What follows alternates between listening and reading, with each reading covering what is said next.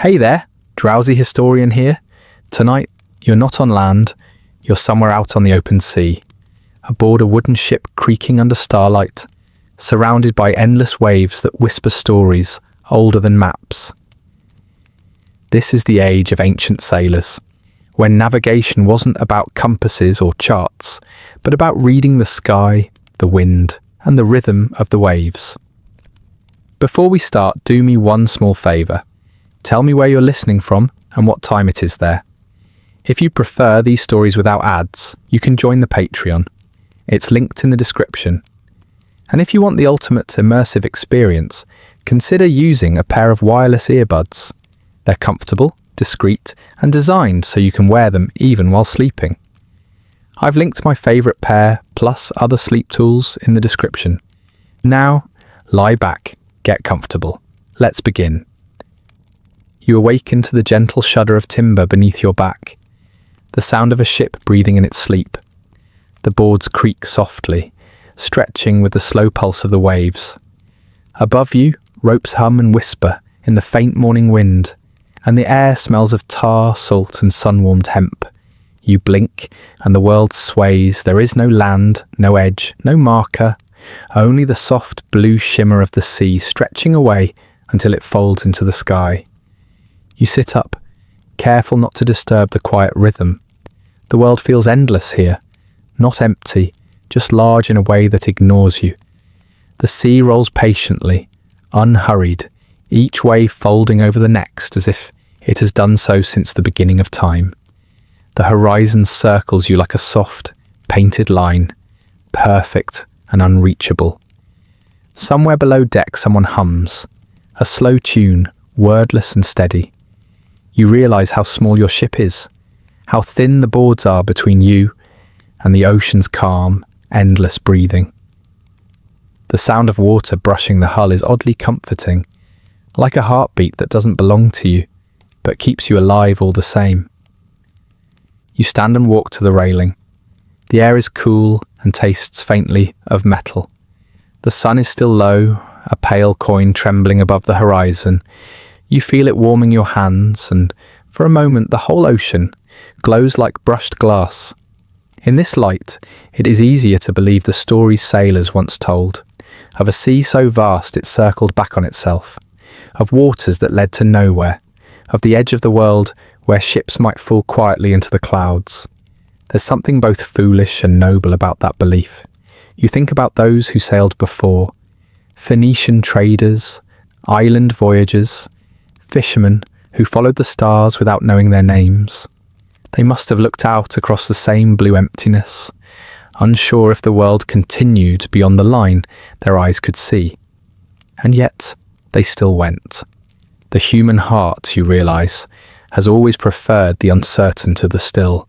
A gull cries somewhere high above, drifting in a lazy circle. Its wings tilt, catching the wind. You follow its flight until it fades into the glare, and you wonder how even birds seem to know where they're going. For all our tools and charts and cleverness, the sea still humbles us, still asks us to trust things we cannot measure. A soft shuffle of steps breaks the silence. An older sailor passes you, his beard grey with salt and years. He nods once, eyes half closed, as if the motion of the ship is enough of a conversation. You notice his hands, scarred, patient hands that know the pull of ropes and the shape of knots by memory alone. He doesn't look at the horizon the way you do. He looks through it, as though it's a familiar friend. You follow him to where the deck opens toward the bow. The wind is stronger here, tasting faintly of rain that hasn't yet arrived. The sailor leans on the rail, squinting toward something invisible. After a while, he murmurs almost to himself, "The sea's never still." She tells you things if you're quiet. You try to listen. Beneath the rhythmic slap of water, there are layers of sound, deep murmurs and hollow thuds, the hiss of foam, the creak of rope against wood. The ocean is not one sound, but thousands, woven together in a slow conversation that never ends. You close your eyes and the noise becomes meaning. The waves come from somewhere far away, a place where wind has been blowing for days, pushing water across miles. If you were trained, you could tell its direction. Ancient Polynesian navigators could. They read waves the way others read letters, tracing swells that carried whispers of distant islands. You open your eyes again. The sailor is gone, but his presence lingers, a reminder that knowing the sea is not about control, but attention. You begin to understand that navigation was never really about instruments or charts. It was about noticing, about being still enough to hear the sea breathe, and patient enough to let it tell you where you are. A soft clang of a bell marks the passing of time. Someone calls from the stern, a voice lazy with routine. The ship adjusts course. You feel the slow turn beneath your feet, subtle but sure. It feels like an agreement between wood and wind, both pretending to obey one another. You walk the length of the deck, feeling how it bows gently with each wave. The boards are worn smooth by thousands of steps. They hold the memory of many journeys, of sailors who once stood here, watching the same horizon. You can almost feel them, not ghosts exactly, but echoes. Their quiet persistence seeps into the grain of the wood, into the rhythm of the waves. You lean against the mast and watch sunlight scatter across the rippling surface. It dazzles your eyes, forming patterns that shift with every gust. The sea looks alive, but in a calm way. The kind of life that doesn't need to prove itself. It doesn't hurry, doesn't falter. You feel yourself relaxing into its tempo. As the day unfolds, the heat deepens. The tar softens underfoot, and the ropes grow warm to the touch. You hear the creak of pulleys, the occasional snap of canvas. The wind carries scents from unseen places, resin, salt, something green and faintly sweet. You imagine distant shores, unseen islands, lands whose names were lost before anyone learned to write them down.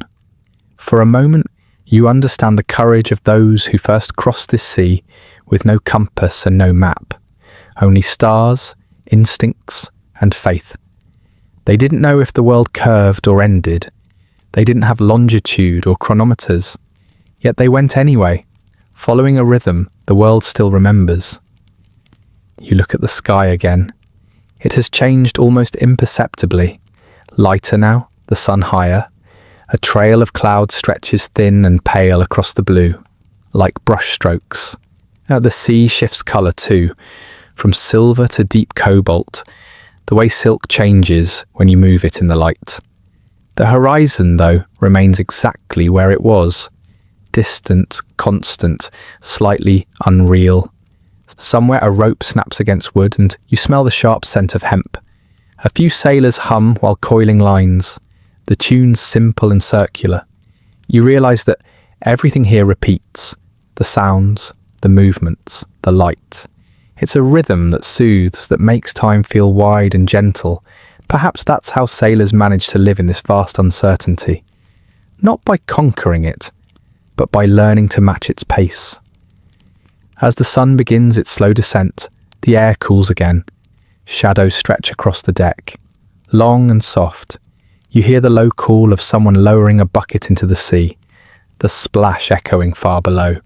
The surface glows amber, touched by evening. The world feels both infinite and intimate, a paradox that the ocean seems to enjoy. You rest your hands on the railing one last time. The wood is cool now, damp with salt. The horizon is still there, unchanged, patient. Somewhere out there, unseen currents twist and turn, shaping paths invisible to the eye. And though you cannot see them, you know they exist. Lines drawn not by men, but by wind and time. The ship rocks gently. You breathe, slow and deep. The sea moves with you. There is no destination, not yet. Only the calm certainty that you're part of something vast and old. You understand finally that the first step to not getting lost is to stop fighting the sea's silence. Night gathers softly around you. The last streaks of orange fade into blue, and the water mirrors the sky so perfectly that you cannot tell where one ends and the other begins. The stars have not yet appeared, but you can feel them waiting. The wind cools your skin, and for the first time, you sense the quiet intelligence of this endless place, an ancient rhythm that has guided every sailor who dared to drift across the world's great, breathing mirror. And as darkness deepens, the ship steadies on its course, calm, trusting the unseen. You lie down again upon the deck, the boards still warm beneath you, and listen to the slow heartbeat of the sea. Somewhere in the distance, the world folds into itself, endless and sure. You close your eyes, letting the sound of the water carry you forward into the next quiet lesson the ocean intends to teach. The day begins without ceremony, just the slow brightening of light across the deck, the hush before the first voices rise, and the endless, breathing sea around you. The ship glides forward as if it were still half asleep, its wake unravelling in a long white thread that vanishes into the shimmer of the morning sun. You find yourself at the rail again, drawn there by habit now, the way some people are drawn to windows they've looked out of 1,000 times before. The wind smells faintly of linen and brine, and somewhere above you, a gull drifts without effort, riding invisible threads of air. Ahead, the horizon curves, smooth, perfect, quietly impossible. It seems near, but when you try to measure it, it only slips farther away. You lean against the railing and stare until your eyes blur, waiting for something to shift. The longer you look, the more you notice how alive it is. The line isn't still. It trembles, quivers, lifts and falls like breath. A distant shape catches your eye, just a thin dark stroke against the silver water. It could be a ship, or a cloud shadow, or perhaps a trick of light. But as the moments pass, the shape grows clearer. The upper sails appear first, white and blinking like tiny teeth of sunlight. Then the masts, then the hull. You watch the vessel rise slowly from the curve of the world, as if the sea itself were giving birth to it. That's when you understand how the old sailors learned the shape of the earth. They didn't need philosophers or astronomers. They only needed patience. They watched ships vanish mast first into the horizon, the hull disappearing last, until there was nothing left but a whisper of white on the edge of blue.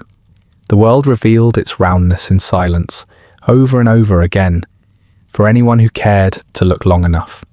You imagine a Phoenician trader on a voyage 3,000 years ago, squinting across this same curve. His ship, made of cedar and rope, moves barely faster than a gull's glide. He has no compass, no map, no certainty of what lies beyond.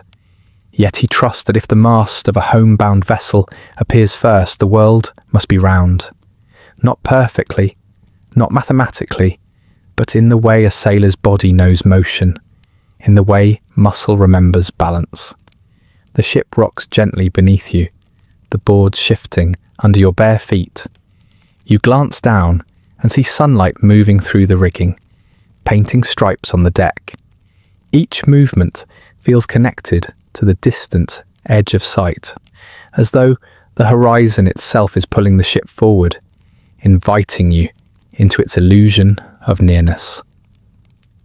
A soft voice drifts from the stern, one of the older sailors, speaking half to himself. "You can tell when weather's coming," he says.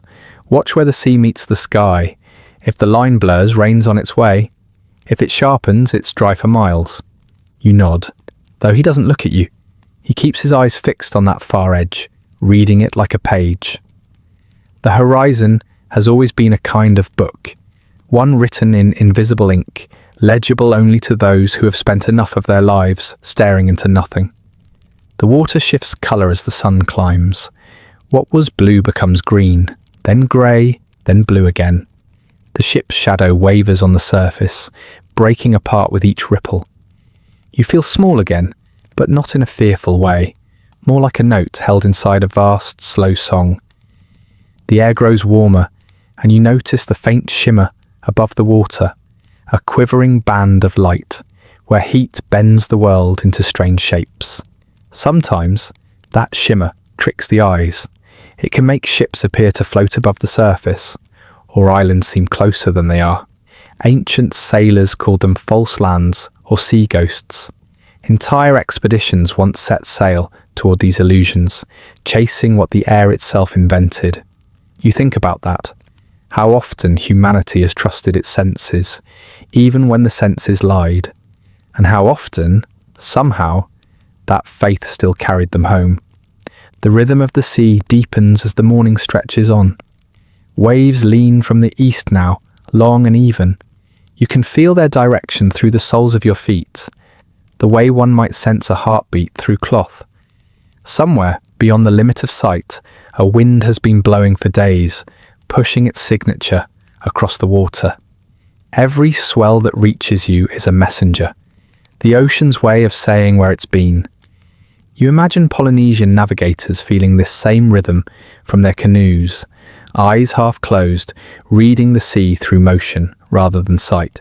They could tell where islands hid beyond the curve, by the way the waves shifted, by the faint echo of a swell rebounding from land unseen.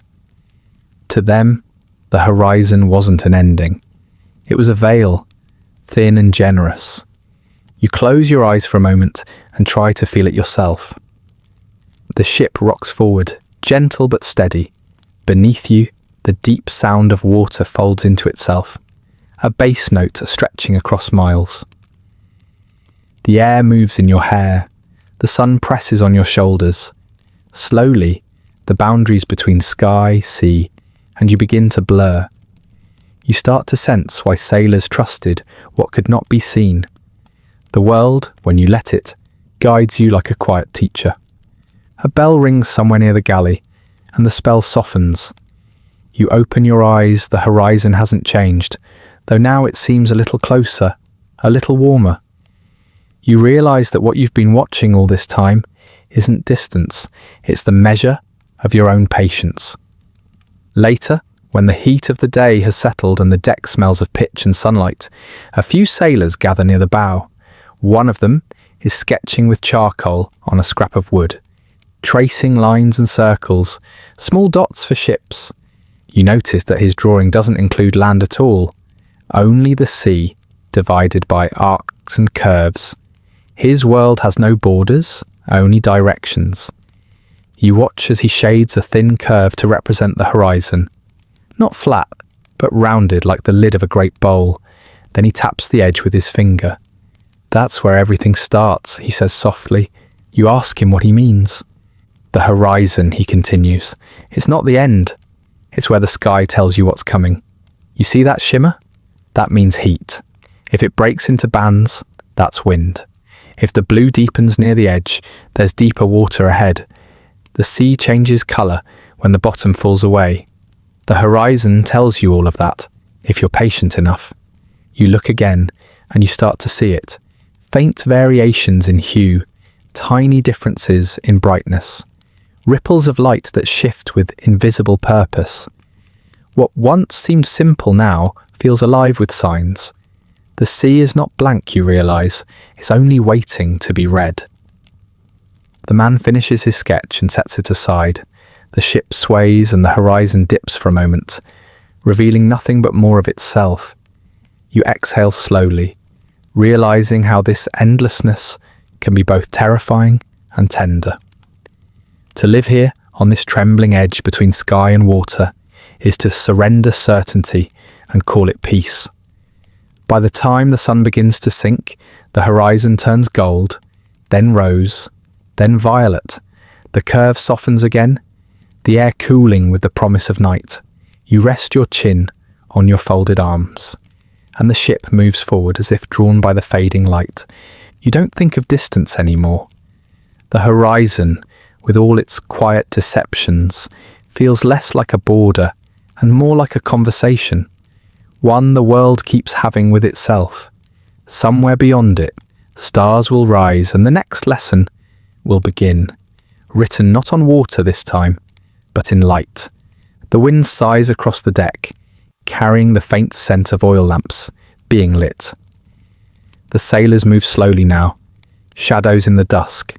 The sea darkens until it's the colour of ink, and the horizon disappears altogether.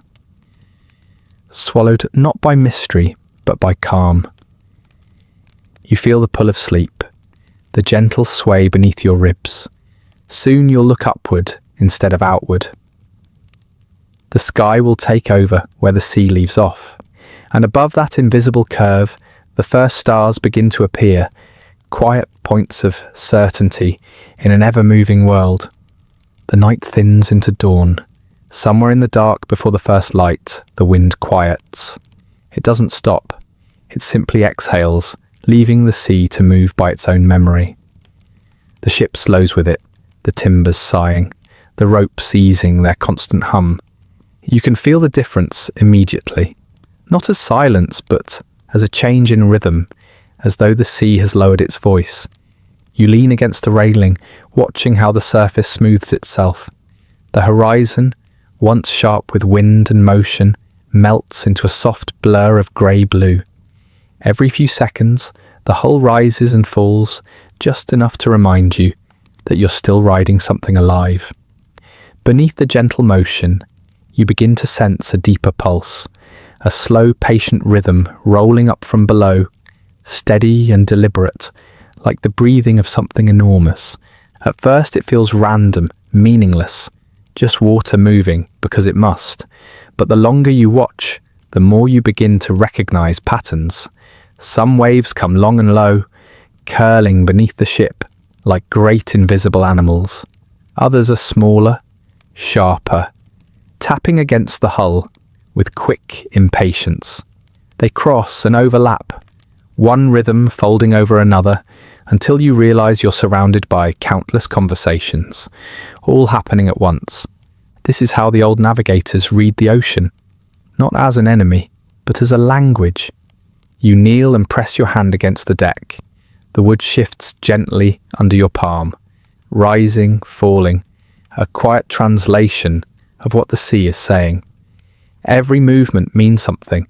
Somewhere far away, a wind has been blowing for days, carving lines into the surface of the water. Those lines travel here long after the wind itself has died. The sea remembers the direction of storms, the presence of islands, even the shape of the seabed far below. You can't see any of it, but you can feel the echoes, slow, ancient, unhurried. The Polynesian wayfinders called it the sea's talk. They could lie in their canoes, eyes closed, and tell where they were by the rhythm of the swells. They learned to feel when waves reflected back from islands still beyond the horizon, the faint offbeat pulse of land pushing the sea away. To them the ocean was not blank but full of texture. It had grammar, dialects and tone. You think about that for a while. How whole civilizations once crossed thousands of miles without a single map, guided only by the hush and sway beneath them. The ship rolls slightly, tilting enough that the rail presses against your ribs. A trickle of cold water slides down from the bow and drips along the deck. Each drop lands with a soft, hollow tap, the smallest punctuation in the sea's ongoing monologue. The smell of salt is sharper now, mixed with the faint sweetness of damp wood. You breathe it in, and it feels like you're inhaling time itself. A sailor passes by carrying a coil of rope over his shoulder. He glances at the water and then at the sky, not to compare them, but as though they're part of the same sentence. His face is calm, his eyes tracing invisible patterns across the waves. He doesn't measure or calculate. He listens. There's an old satisfaction in that kind of attention, the kind that comes from trusting what the body knows before the mind tries to name it. You close your eyes and let your balance tell you the story instead. The ship sways left, then right, then steadies. You can tell when a larger swell passes beneath. The shift is smoother, slower, carrying a whisper of great distance. Somewhere in that subtle difference, direction hides. The swell is coming from the east. It has been coming from the east since dawn. If you had been raised in these waters, you could follow it home, The sun begins to rise, its light soft and almost reluctant. It touches the water and turns it pale gold, the waves flattening into long sheets of silk. The larger swells roll beneath the surface now, barely visible, but still there, deep, confident, old. On top of them, smaller ripples skitter and break, flickering like quick thoughts. The two layers move through each other, surface chatter and deep conversation, and you realize this is how the sea speaks in harmonies. Somewhere beyond the horizon, a storm from another world has sent its voice here, carried through water and distance, translated into motion. The Polynesians once said that the ocean was like a drum stretched tight around the world. When the wind struck it in one place, it sang in another. You find comfort in that idea that every place on earth is connected by the same pulse, the same invisible thread of rhythm. A faint splash startles you. You look over the side and see a dark fin cut through the water, smooth and soundless. A dolphin, then another. They move with purpose, rising and falling in sync with the swells, never breaking rhythm. For a moment you envy them, creatures that don't just listen to the sea but belong to it, shaped entirely by its language. You wonder if to them the ocean feels like home because it's always talking, always singing in familiar tones. The sailors watch too, smiling faintly, but they don't speak. They've seen this before. A sign, they say, that the waters are calm, that the wind will stay kind for a while. You file that away, another small piece of the ocean's grammar. The dolphins return, the way they surface in pairs, the direction they swim. Every detail here means something. As the day stretches on, the water grows darker again, not from clouds, but from depth. The colour changes in slow gradients, telling you without words how far you are from land. Shallow water glows green. Deep water hums in shades of blue, so dark they almost swallow light. Ancient navigators would read these colours as they read the waves, quiet indicators of where safety lay and where the world opened into mystery. The rhythm beneath the ship deepens again. You feel it in your knees, in your spine. The swells are growing longer now, their crests farther apart. Somewhere far away, another wind is blowing. You realise how connected it all is. Every breeze, every current, every decision. The ocean is one long memory, always passing itself forward. You think about the people who learned this memory by heart, men and women in small boats, guided only by what they could feel. They memorised the angles of swells, the timing between them, the way they struck the hull. Each island had its own rhythm, its own fingerprint of waves reflecting from shore. To find home, they didn't look up or ahead. They listened down. A soft laugh escapes you without meaning to. It seems absurd in the gentlest way that humans once crossed endless water by trusting what their bodies whispered in the dark. But that's the kind of absurdity that makes you love them more. People too stubborn to admit they were lost, and too curious to stay still. The light begins to fade again. The sea, now calmer, reflects the first hints of evening sky. You can see the last ripples of sunlight stretched across the surface, like writing that the tide is already erasing. The wind remains mild, brushing your face like a hand smoothing a wrinkle from cloth. You stay at the rail until the waves are only shapes, darker on dark, moving with the same old rhythm. You can't read them yet, not the way the old sailors could, but you can sense their intent, the weight of stories they carry from places unseen. You imagine the sea murmuring softly to itself, teaching you a language that can't be written down. Somewhere behind you, a lantern is lit. Its glow catches on the rope and reflects in the brass fittings, warm and small, against the vast blue-black world. You take one last look at the water, and though you see nothing but motion, you feel a kind of direction in it. Not a path exactly, but a promise that the sea always knows where it's been. The ship drifts steady into the night, following that unspoken rhythm. The wind, still gentle, hums low through the rigging like a half-remembered song. You breathe in the salt air and let the motion cradle you, steady and slow, until the waves become part of your own pulse, a quiet translation of everything the ocean has ever said to those who dared to listen. The day drifts into a slow golden haze. The sea breathes in long, drowsy sighs beneath you, the planks of the ship clicking softly as though they too are exhaling.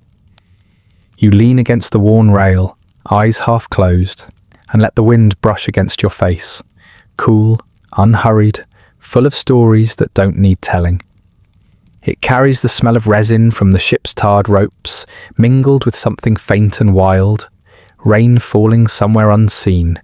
You can almost taste it, metallic and green, like stone licked clean by storms. You breathe it in again, and suddenly the air seems alive, whispering secrets through the sails. The helmsman says nothing, but you see him tilt his head slightly toward the breeze, eyes narrowing. He's listening too. He doesn't need a compass. The wind is enough. For men like him, it's not just air moving across skin. It's direction, distance, prophecy. You remember hearing that the Phoenicians, those tireless traders who once ferried purple dye and cedarwood across the Mediterranean, used to taste the wind to find their way. Not a metaphor, but a literal gesture. They dip a wet finger in their mouth and hold it up, feeling which side dried faster, reading salt and dust like lines in a book. You try it, awkwardly. The salt clings to your lips, and beneath it is a faint roughness, as if the air has been travelling through deserts before finding you. Perhaps it has. Perhaps this breeze was born in Africa, crossing sand and acacia, before sweeping out to sea. You imagine it carrying grains of Saharan dust, ghostly whispers of ancient caravans, the dry laughter of men who once traded glass for ivory. It feels absurd, and yet there's comfort in it. This idea that even the wind remembers where it's been. You watch the sails swell and shift, their angles changing subtly as the breeze curls around the mast. Each rope hums a low note in the orchestra of motion. The crew moves with the same rhythm, their bodies tuned to invisible cues. They don't need to shout, they simply sense. The sea is full of signs if you know where to look or feel. Far off, the horizon is a pale blur. The world dissolves there, where the wind seems to come from. You think of Phoenician ships gliding across that same blur 3,000 years ago. Low, narrow vessels with oars like insect legs, their hulls painted with red ochre to ward off spirits.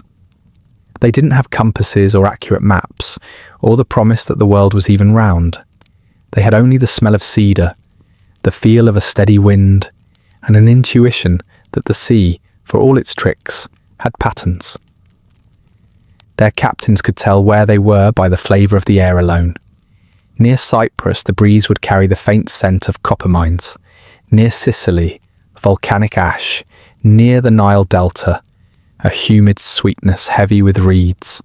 Every coast had a personality, and the wind brought whispers of it long before land appeared. You close your eyes and try to imagine sailing like that. Not toward coordinates, but toward sensations. You wouldn't say, "We're heading north." You'd say, "The wind tastes like clay today," or "It smells of pine and fish, we must be near home." There's a poetry in that kind of navigation. A faith too. You'd have to trust your senses completely, knowing that a change in the wind could mean safety or ruin. You'd have to believe that the world itself wants to be understood, that if you listen long enough, it will tell you where you are. The helmsman calls softly, breaking your thought. "East by a finger's width," he says, pointing with a tanned hand. You watch the sail pivot, the ship responding like a living thing. The breeze shifts slightly, and with it, the mood of the ocean. The air grows cooler.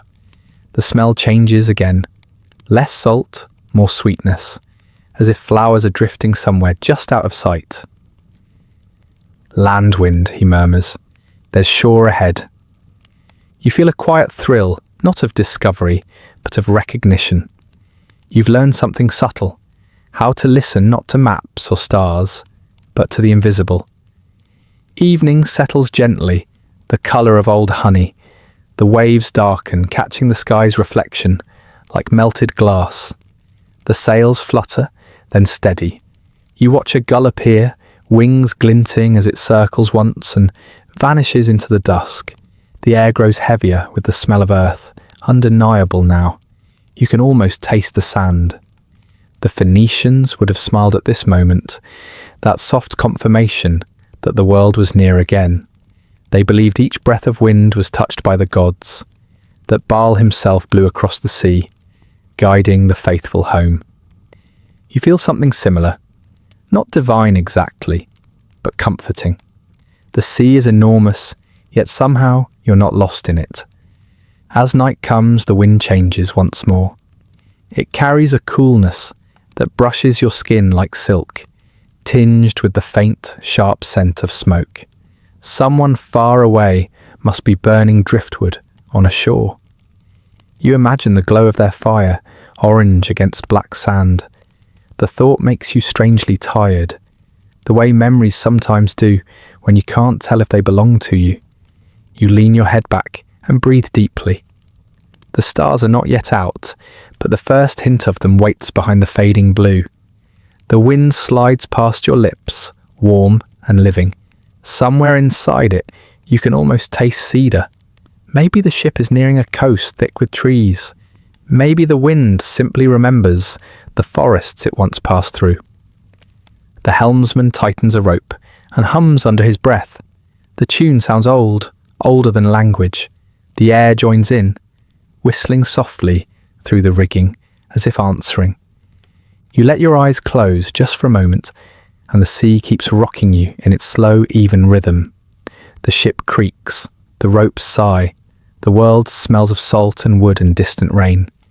If you listen closely, there's another sound too, something subtle, like the sea thinking to itself.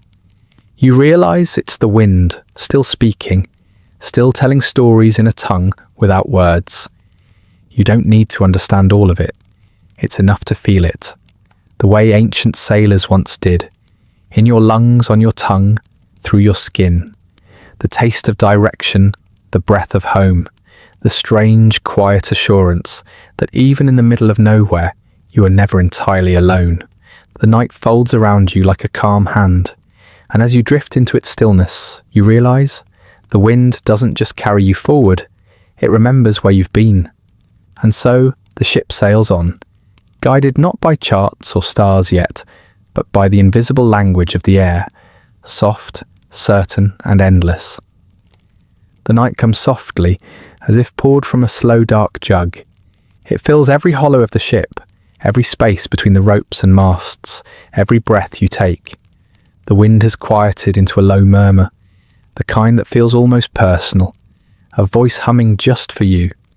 You lie on your back upon the deck, the planks warm from the day's sun, their grains smooth under your palms. The ship rocks gently, the rhythm steady as breathing. Above you, the world unfolds in silence. Not the flat, black void you expected, but a dome of quiet motion. The stars are everywhere. At first, they seem to float without order, but as your eyes adjust, you notice the faintest sense of pattern, a kind of celestial handwriting. The sailor beside you, a man with lines on his face like those carved into driftwood, raises a calloused finger and points toward a cluster just above the horizon. "That's Orion," he murmurs, voice barely more than a breath. "The hunter. Follow the line of his belt. There, to the north. See that one? The bright one, steady and small? That's your anchor in the sky. You follow his gesture, and there it is, a star that doesn't move. Around it, the heavens seem to turn like a wheel, slow and patient, but it remains fixed.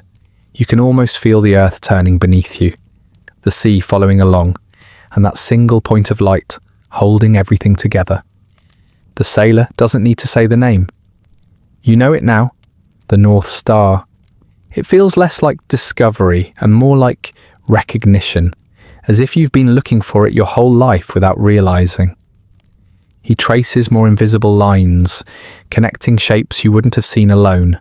A bear, a ship, a swan. The constellations bloom one by one, like thoughts surfacing in the dark. You can almost imagine the sky as a chart, drawn not with ink, but with fire and time. For ancient sailors, this was the first true map. Long before compasses or sextants, before inked parchment or astrolabes, the night itself was a guide. The Phoenicians, again, patient students of the stars, used Polaris to hold their bearings as they crossed the dark Mediterranean. The Greeks did the same, learning that the pole star marked not a place, but a direction, the idea of north.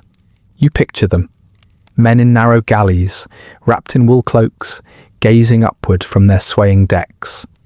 They didn't name the constellations for fun. They named them to remember. Orion, the hunter, Ursa Major, the great bear, Cassiopeia, the queen. Familiar faces to follow across the sky. The sailor beside you hums softly, almost tunelessly, his eyes never leaving the heavens. The sound blends with the creak of the mast and the sigh of the waves, and somehow it feels like part of the same old ritual. You think about how extraordinary it is, the idea that the stars could lead someone home, and how much faith that must have taken, because the stars don't rise or set the same for everyone. Near the equator, they march straight overhead. In northern waters, they tilt and circle. Farther south, Polaris vanishes altogether, sinking below the horizon, and new constellations take its place, strange creatures unknown to Mediterranean eyes. To the Polynesians, the night sky wasn't a ceiling, but a compass rose, its edges stretching from horizon to horizon. They memorized hundreds of stars, each one rising and setting at a fixed point along the sea's edge, a dependable route across an ocean that had no borders. They could steer from one island to another by choosing a single star to follow until dawn, then switching to the next, like stepping stones of light across the water. You try to imagine that, sailing for days with nothing but the night above you, knowing that the right star could mean the difference between landfall and endless drifting. It feels impossible, yet it worked. It still does. The sailor rolls a small stone between his fingers. Dark, smooth, the kind found on any beach. He sets it on the deck beside you and uses it to point toward the North Star again. "If you can keep your bow aimed to that," he says quietly, "the sea might forgive you." The phrase lingers. The sea might forgive you. You like that. The notion that the ocean is not something to conquer or measure, but something that tolerates your passage if you show respect. The stars, then, are its language of mercy. The waves lap against the hull with the slow, repetitive sound of distant applause. Somewhere above the mast, a rope creaks in rhythm with the ship's motion. You begin to notice that everything, the water, the wood, the wind, moves in tune with the sky. You think of how the ancients might have seen this same harmony. To them, navigation wasn't science, it was devotion. The stars were divine messengers, not mere coordinates.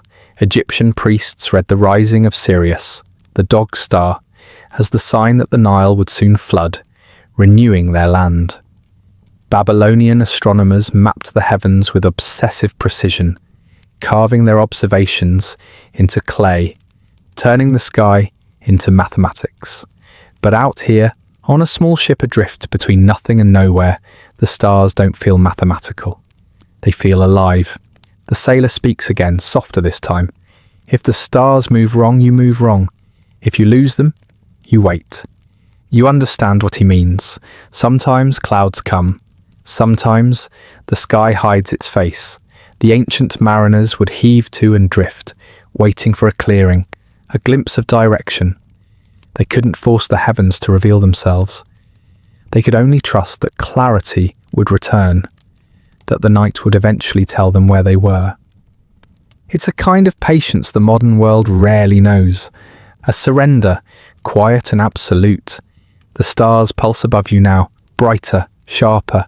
You can almost see them spinning, a slow, silent wheel, endless and exact. The sailor stands, brushing the salt from his hands, and leaves you there beneath it. You stay a while longer, listening to the gentle thud of waves beneath the hull, the whisper of rope through pulley. There's comfort in this repetition, the rhythm of 1,000 forgotten voyages. Every creak of the wood feels like a heartbeat. Every faint breath of wind, a reminder that you're still moving, even when you can't feel it. You realize that navigation, the ancient kind, was less about control than acceptance. To find your way, you had to listen more than act. You had to trust the sky. The stars turn overhead, patient and eternal. The North Star holds steady, the same point that guided Phoenician traders, Greek fishermen, and Viking explorers through centuries of darkness. You follow its light with your eyes until the horizon dissolves, until sky and sea blend into a single, motionless surface. And in that stillness, it occurs to you that you're not really steering through the world. The world is carrying you. The stars are not instructions, but companions. The sea is not an obstacle, but a mirror. You close your eyes and the ship rocks you gently towards sleep. Somewhere above, the constellations continue their slow procession, and the North Star watches, patient as ever. The sky has become your compass, vast, silent, and endlessly kind. The night deepens until the stars begin to blur into the dark, as if the sea has drawn them down into itself, swallowing their reflections one by one. You are still lying on the deck, half awake, half floating, in the slow rhythm of the waves. The ship moves so steadily now that it feels less like travel and more like breathing. Then almost imperceptibly, the sky brightens, not with dawn, but with a pale silvery bloom rising from the horizon. The moon lifts itself out of the sea, silent, deliberate, impossibly calm. Its light washes over the deck, catching on the ropes and edges of the sails until everything glows faintly, as though the world has been polished. You sit up, watching its slow ascent. The stars seem to draw back in respect, making space for this new and softer kind of light. The air itself changes, quieter, cooler. Even the waves seem to hush as if listening. The moon has always ruled the night ocean. Long before any sailor could name a constellation, this was the light they trusted. Its rhythm was constant enough to believe in, gentle enough to live by. You can see why the ancients treated it as a friend. You breathe in deeply. The air tastes faintly of salt and something metallic, the flavour of moonlight maybe. You can see the path it lays across the water, a trembling ribbon of silver that leads nowhere and everywhere at once. You almost feel you could walk across it if you were brave enough. The sailor from before appears again, his steps muffled against the wood. He doesn't speak, just leans against the mast, eyes on the glowing horizon. You can tell by his face that this is not a new sight to him.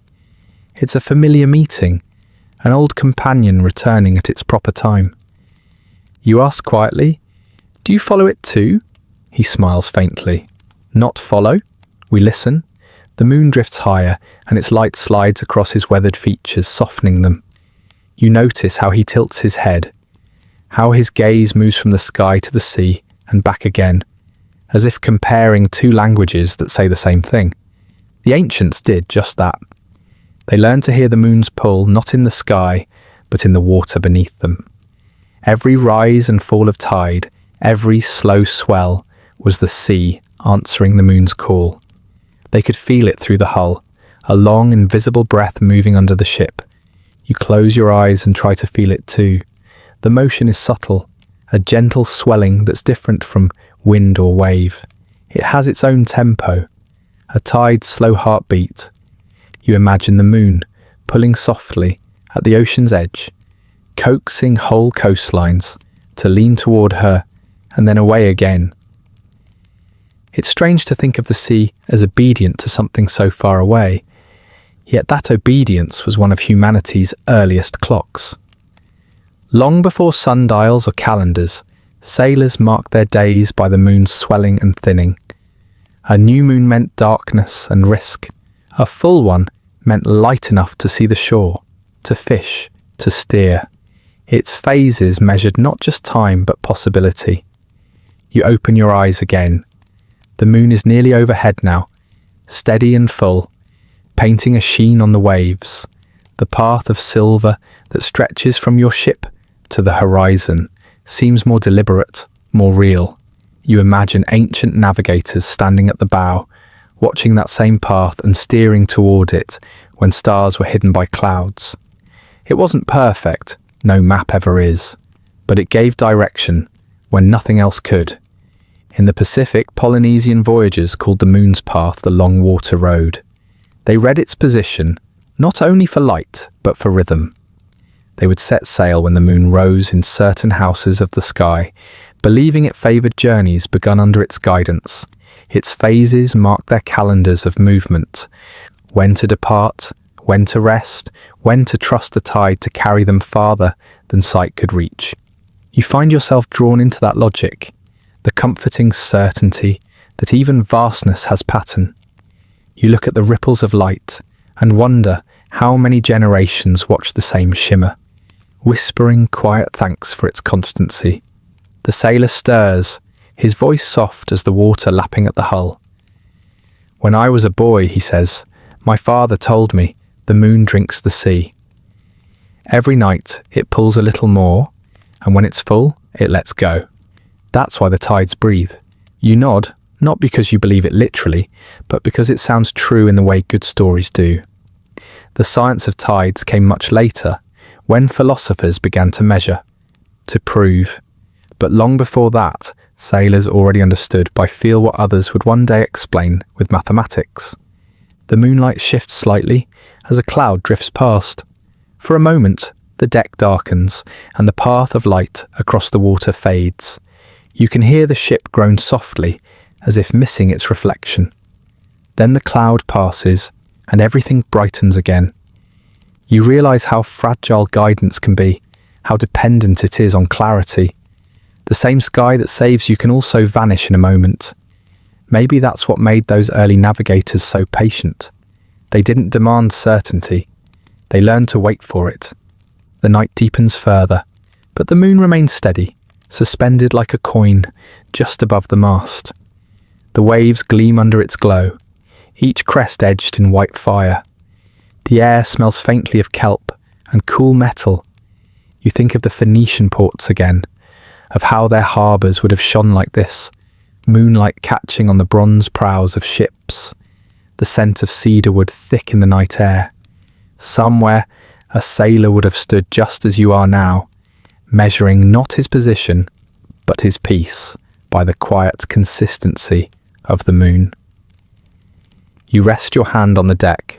The vibration of the sea hums faintly through the wood, constant, soft, unending.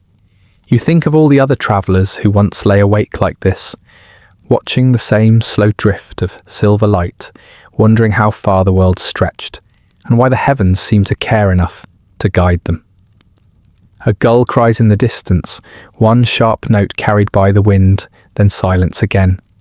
You look out, and for a heartbeat, it feels as if the moon is the only real thing left.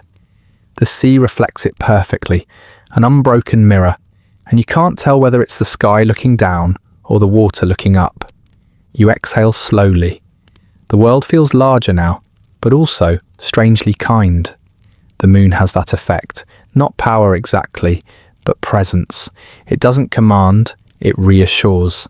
It doesn't shout directions, it whispers rhythm. As you watch its slow, deliberate path, you understand why sailors once trusted it so completely. It isn't just a light, it's a promise. That time moves in circles, not lines. That even in the vastness, something is keeping count. The sailor leaves quietly, his footsteps fading down the deck. You stay, your gaze fixed on the moving moon, until your eyes blur and the reflection doubles. The ship keeps its steady glide, carried by tides you can't see but can almost feel breathing beneath you. And as you drift in that rhythm, between light and dark, sea and sky, it occurs to you that navigation is not just about finding the way, it's about learning to move with what moves you. The moon slides higher, pale and patient. The sea follows. The ship hums softly, as if it knows where it's going. The morning arrives without fanfare, a slow brightening rather than a dawn. The moon fades into the soft wash of light behind you, its silver path dissolving into gold. The sea looks almost painted now, each wave capped with pale fire. You blink against the glow, the salt drying on your skin, and breathe in air that smells faintly of warmth, that curious scent of sunlight after a long night. The ship creaks lazily, and for a moment it feels as if the world has exhaled. The moon's careful rhythm gives way to the sun's authority. You can sense it before you even open your eyes fully, the difference between guidance born of reflection and guidance born of fire. The sailor from before is already awake, coiling a rope into a perfect circle. His movements are deliberate, unhurried. The light turns the skin on his arms to bronze. You watch the shadows he casts, thin, sharp, and certain, stretching across the deck like black compass needles. He glances up at you and smiles, nodding toward the mast. "There," he says, "your teacher for the day." You follow his gaze. The mainmast cuts a dark line across the boards, a simple stripe of shade moving slowly as the ship tilts. You hadn't noticed before how alive the shadow seems, shifting, shrinking, bending with each passing moment. He picks up a piece of chalk and marks the tip of the shadow where it touches the deck. "There's your morning," he murmurs, then waits. Minutes pass. The light changes, the ship glides forward, and the shadow creeps, a living sundial. He marks it again. And there's your time. You can almost feel the concept forming. Time not as numbers, but as movement. The Greeks once measured the world this way. Before sand glasses and pendulums, they watched the earth turn through the simple behaviour of shadows. Each hour wasn't something you counted. It was something you saw. The sun climbs higher, and its warmth grows dense. The air smells of rope and tar softening in the heat. The sound of gulls drifts lazily from somewhere unseen. The sailor kneels again, his finger tracing between the chalk marks. See? The shorter it gets, the higher the sun. When it begins to stretch again, the day's already past its middle. The world doesn't hide what it's doing. You only have to pay attention. You nod, though he isn't really teaching you. He's reminding you of something older than knowledge. The ancient Egyptians once built tall pillars in temple courtyards just to watch their shadows move. Greek philosophers later called them gnomons, markers of time, truth, told in darkness. Arab astronomers refined the art, aligning their mosques and measuring the length of shadows to trace both the passing of hours and the precise direction of Mecca. They turned sunlight into geometry, faith into mathematics, sky into compass. Here on the open deck, you find yourself tracing the same invisible geometry, from mast to deck, from deck to horizon. The sun becomes less a ball of fire and more a companion you can converse with. Its warmth presses on your shoulders like a gentle hand. You close your eyes and feel the brightness pulse against your eyelids. Beneath it, the sea murmurs softly, its rhythm unchanged. You realize the ocean doesn't reject the sun's authority. It only reflects it. Every glimmer on the water is a conversation between light and motion. The sailor straightens, squinting toward the east. "See there?" he says quietly. The horizon is faintly blurred, as if the air itself is trembling. You can tell direction by the shadow, but only if you understand the sun's patience. It moves slow, but it never lies. He picks up a stick and lays it on the deck, its tip aimed toward the shrinking shadow. When the shadow's shortest, that's your true south. Always. Doesn't matter where you are. Greece, Arabia, here. He shrugs. The sun knows its way. You test it yourself, marking with your finger, watching the line shorten and drift. You think of how simple this seems now, and how astonishing it must have felt to the first sailor who realised it. To stand beneath a vast, uncaring sky and find within its blazing indifference a method. The world, it turns out, could be read. The sun climbs higher, its heat deepens thick as syrup. Sweat beads along your brow, mingling with the salt left by the night air. You wipe it away, feeling the stickiness of both sea and sky. Around you, everything shimmers. The deck, the ropes, even the sailor's calm face. Somewhere you remember reading how Greek navigators once used not just the shadows, but the colour of sunlight to tell distance from land. Near shore, the air grows hazy, the light scattering softer through dust and vapour. Out at sea, the blue sharpens into a truer colour, the kind that hurts the eyes. You look now and see that sharpness around you, that endless clarity. You're deep into the world's wide centre, where nothing interrupts the sun's gaze. The sailor pours a ladle of water over the deck to cool it.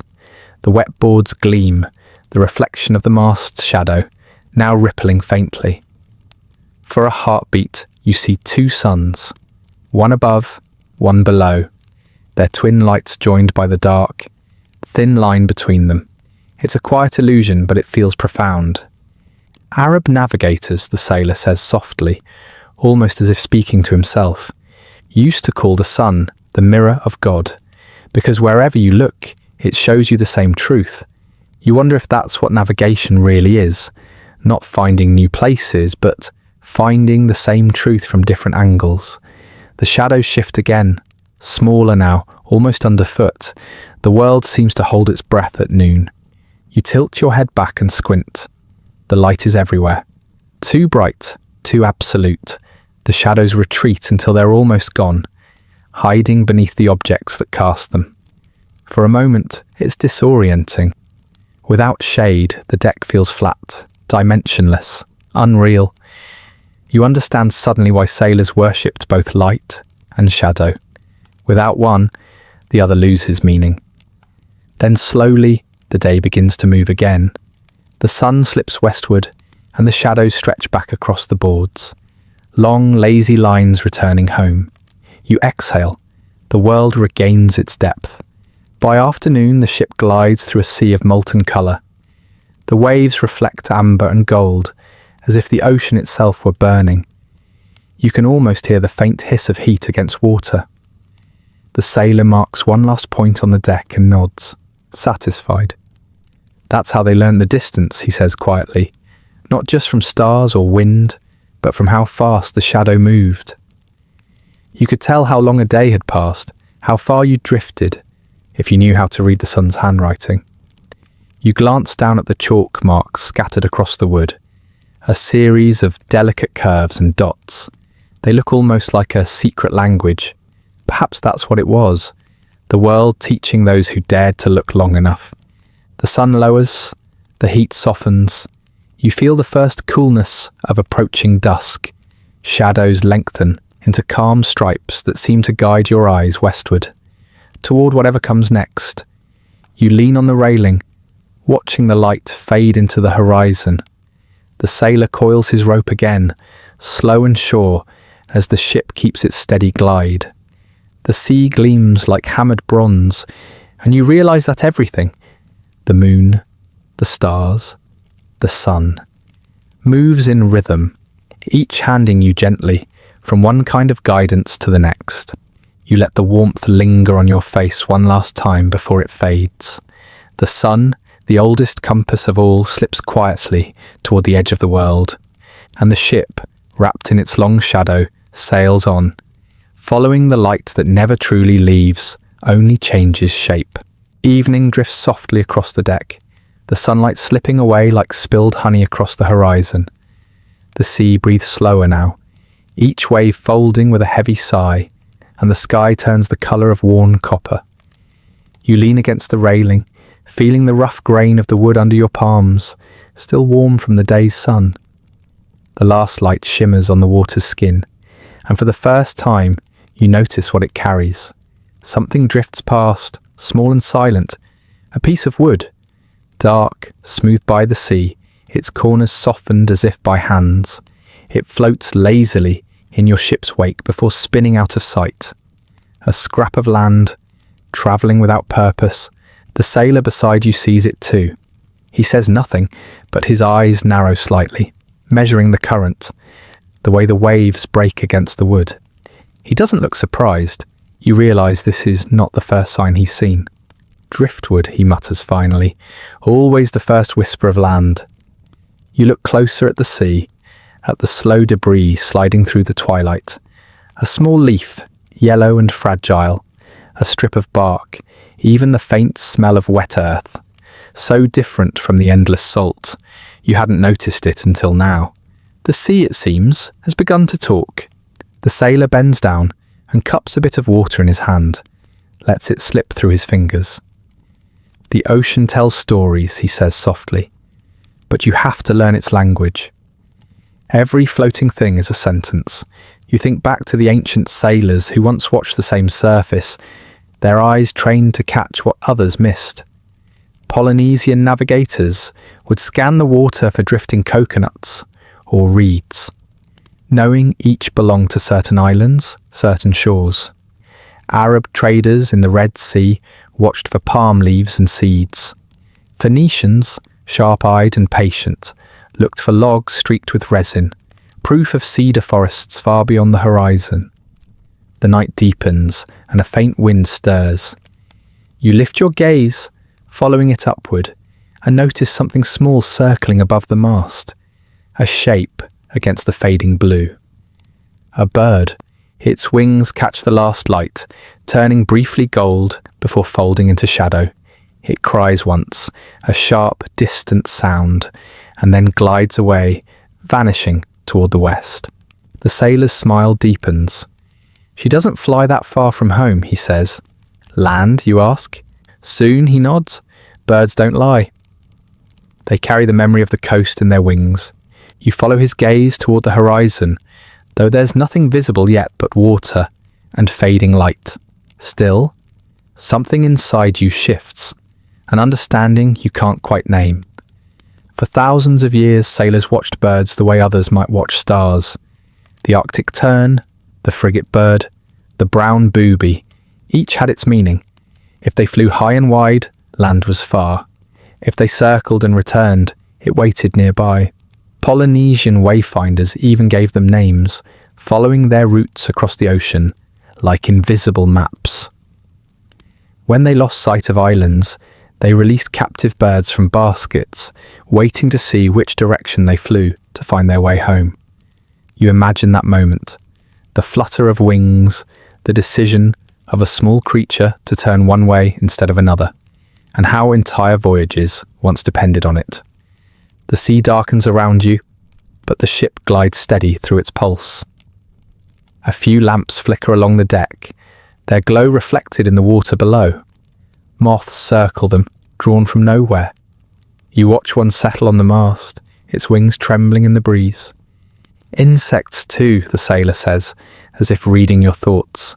The small ones come when land breathes close. You look at the tiny creature, its wings dusted with silver. It feels impossible that such fragile life could exist this far out at sea. Yet here it is, the smallest messenger, carrying a story from the unseen world ahead. There's a rhythm to all of it.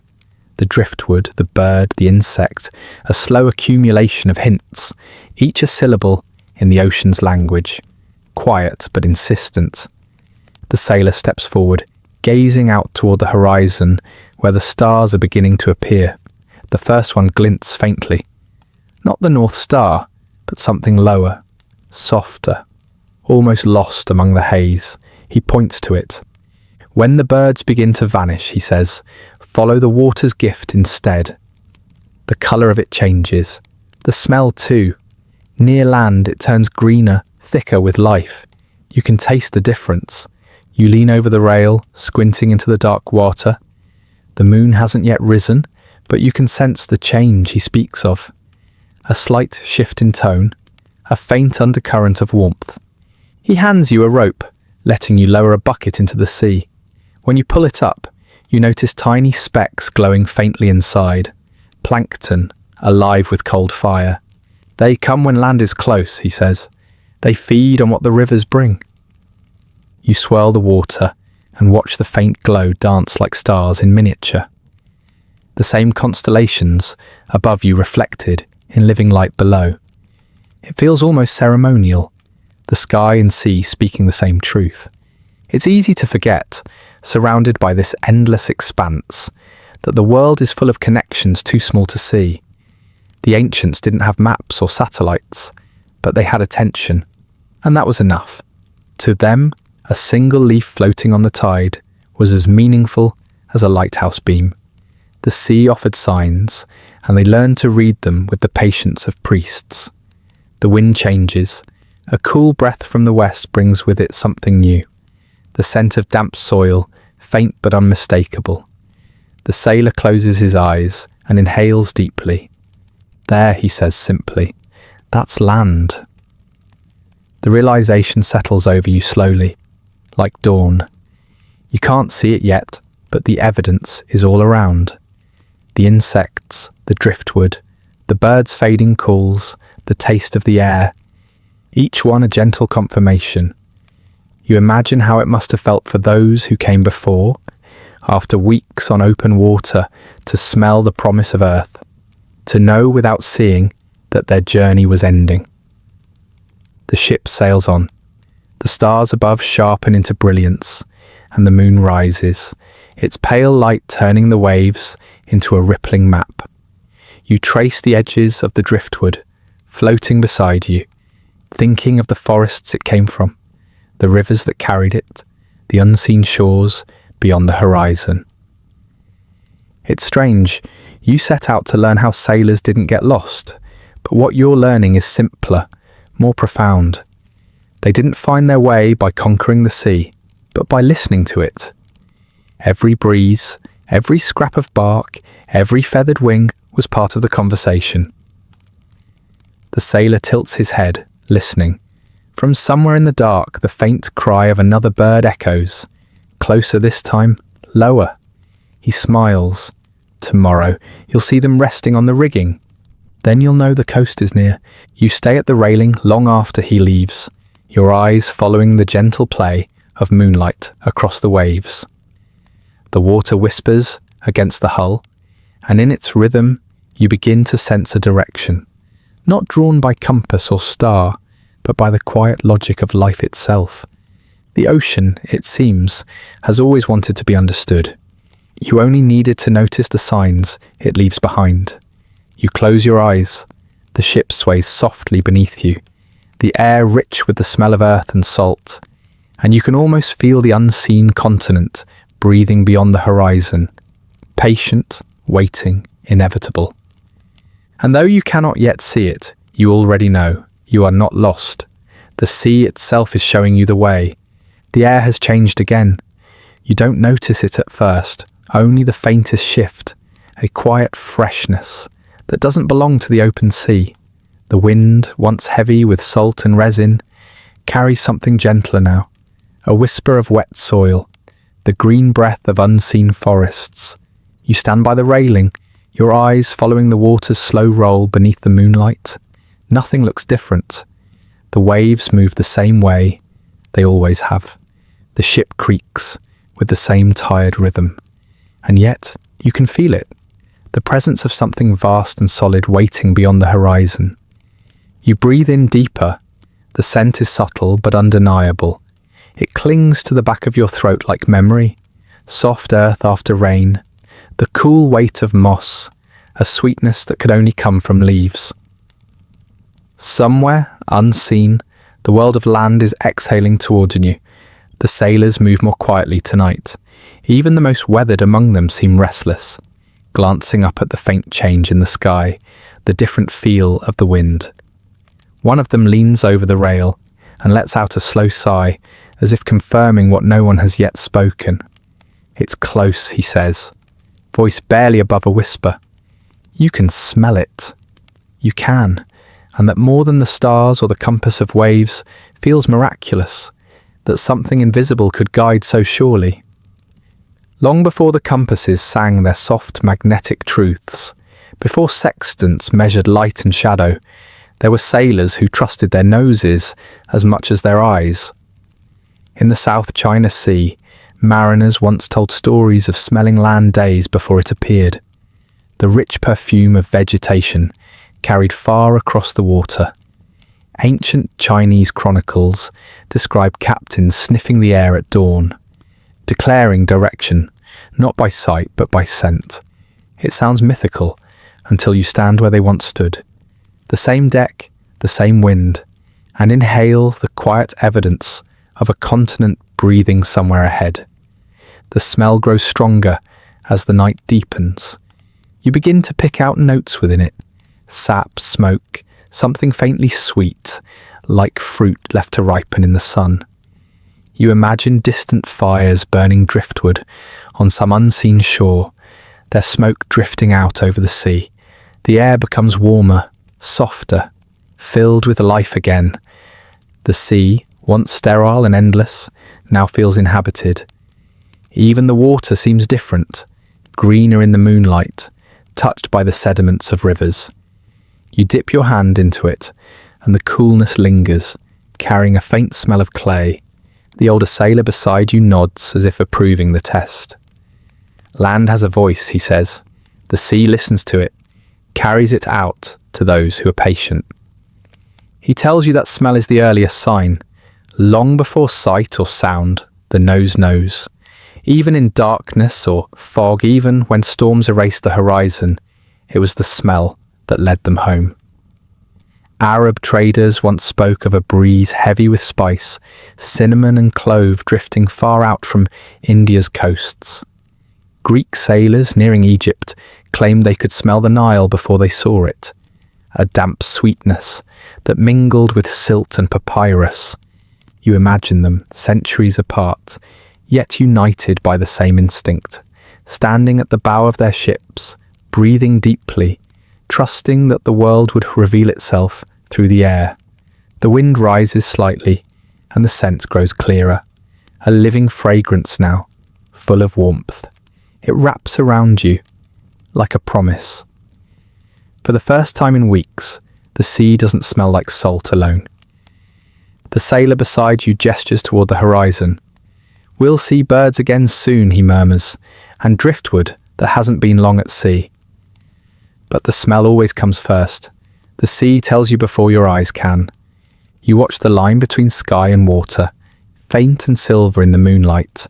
Somewhere beyond it, the world of land is stirring, forests rustling, rivers pouring their stories into the sea. It's a strange comfort, knowing that the earth itself sends messages across this distance, invisible but undeniable. The ship rocks softly, the wood groaning beneath your feet. You look down and notice how the deck glistens with fine droplets, condensation from the changing air. It smells faintly of pine tar and soil, as if even the ship can sense what's coming. For a long while, you simply breathe. The scent brings memories unbidden, rain-soaked fields, the sweetness of crushed grass, the faint smoke of wood fires. You hadn't realized how deeply the sea had scrubbed those things away from you until now. Here, with the faintest trace of them returning, you feel something inside you unclench. Perhaps that was the true genius of ancient navigation, not just finding direction, but recognizing connection. The sea was never empty. It carried traces of everything that lived beside it. Each gust of wind was a story in motion, a message drifting between worlds. You walk toward the bow, where the breeze hits your face more directly. The smell strengthens with every breath, richer now, layered. You can almost taste it, a blend of salt and sweetness, of leaves and distant smoke. The moon slips behind a veil of cloud, and for a moment the world goes dark.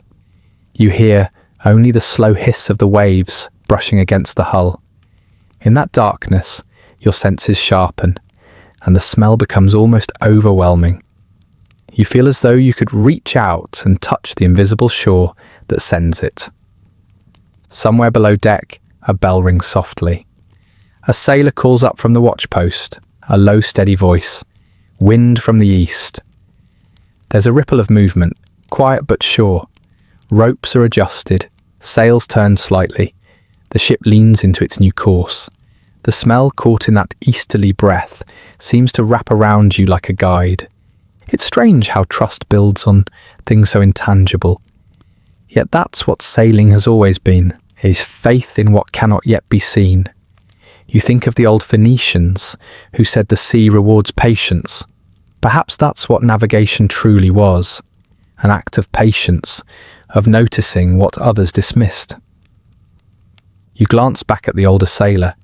His eyes are closed, face tilted toward the wind. He doesn't need to look. His whole body reads the air, the weight of it, the coolness, the hidden meaning inside its scent. You realize he's been doing this his entire life, and that he doesn't see the sea as an obstacle, but as a messenger. A faint mist forms over the water.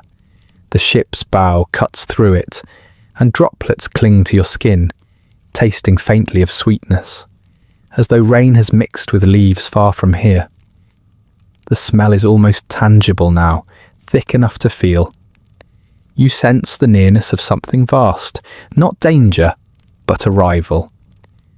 The sea beneath you carries the memory of rivers. The air above you carries the voice of forests.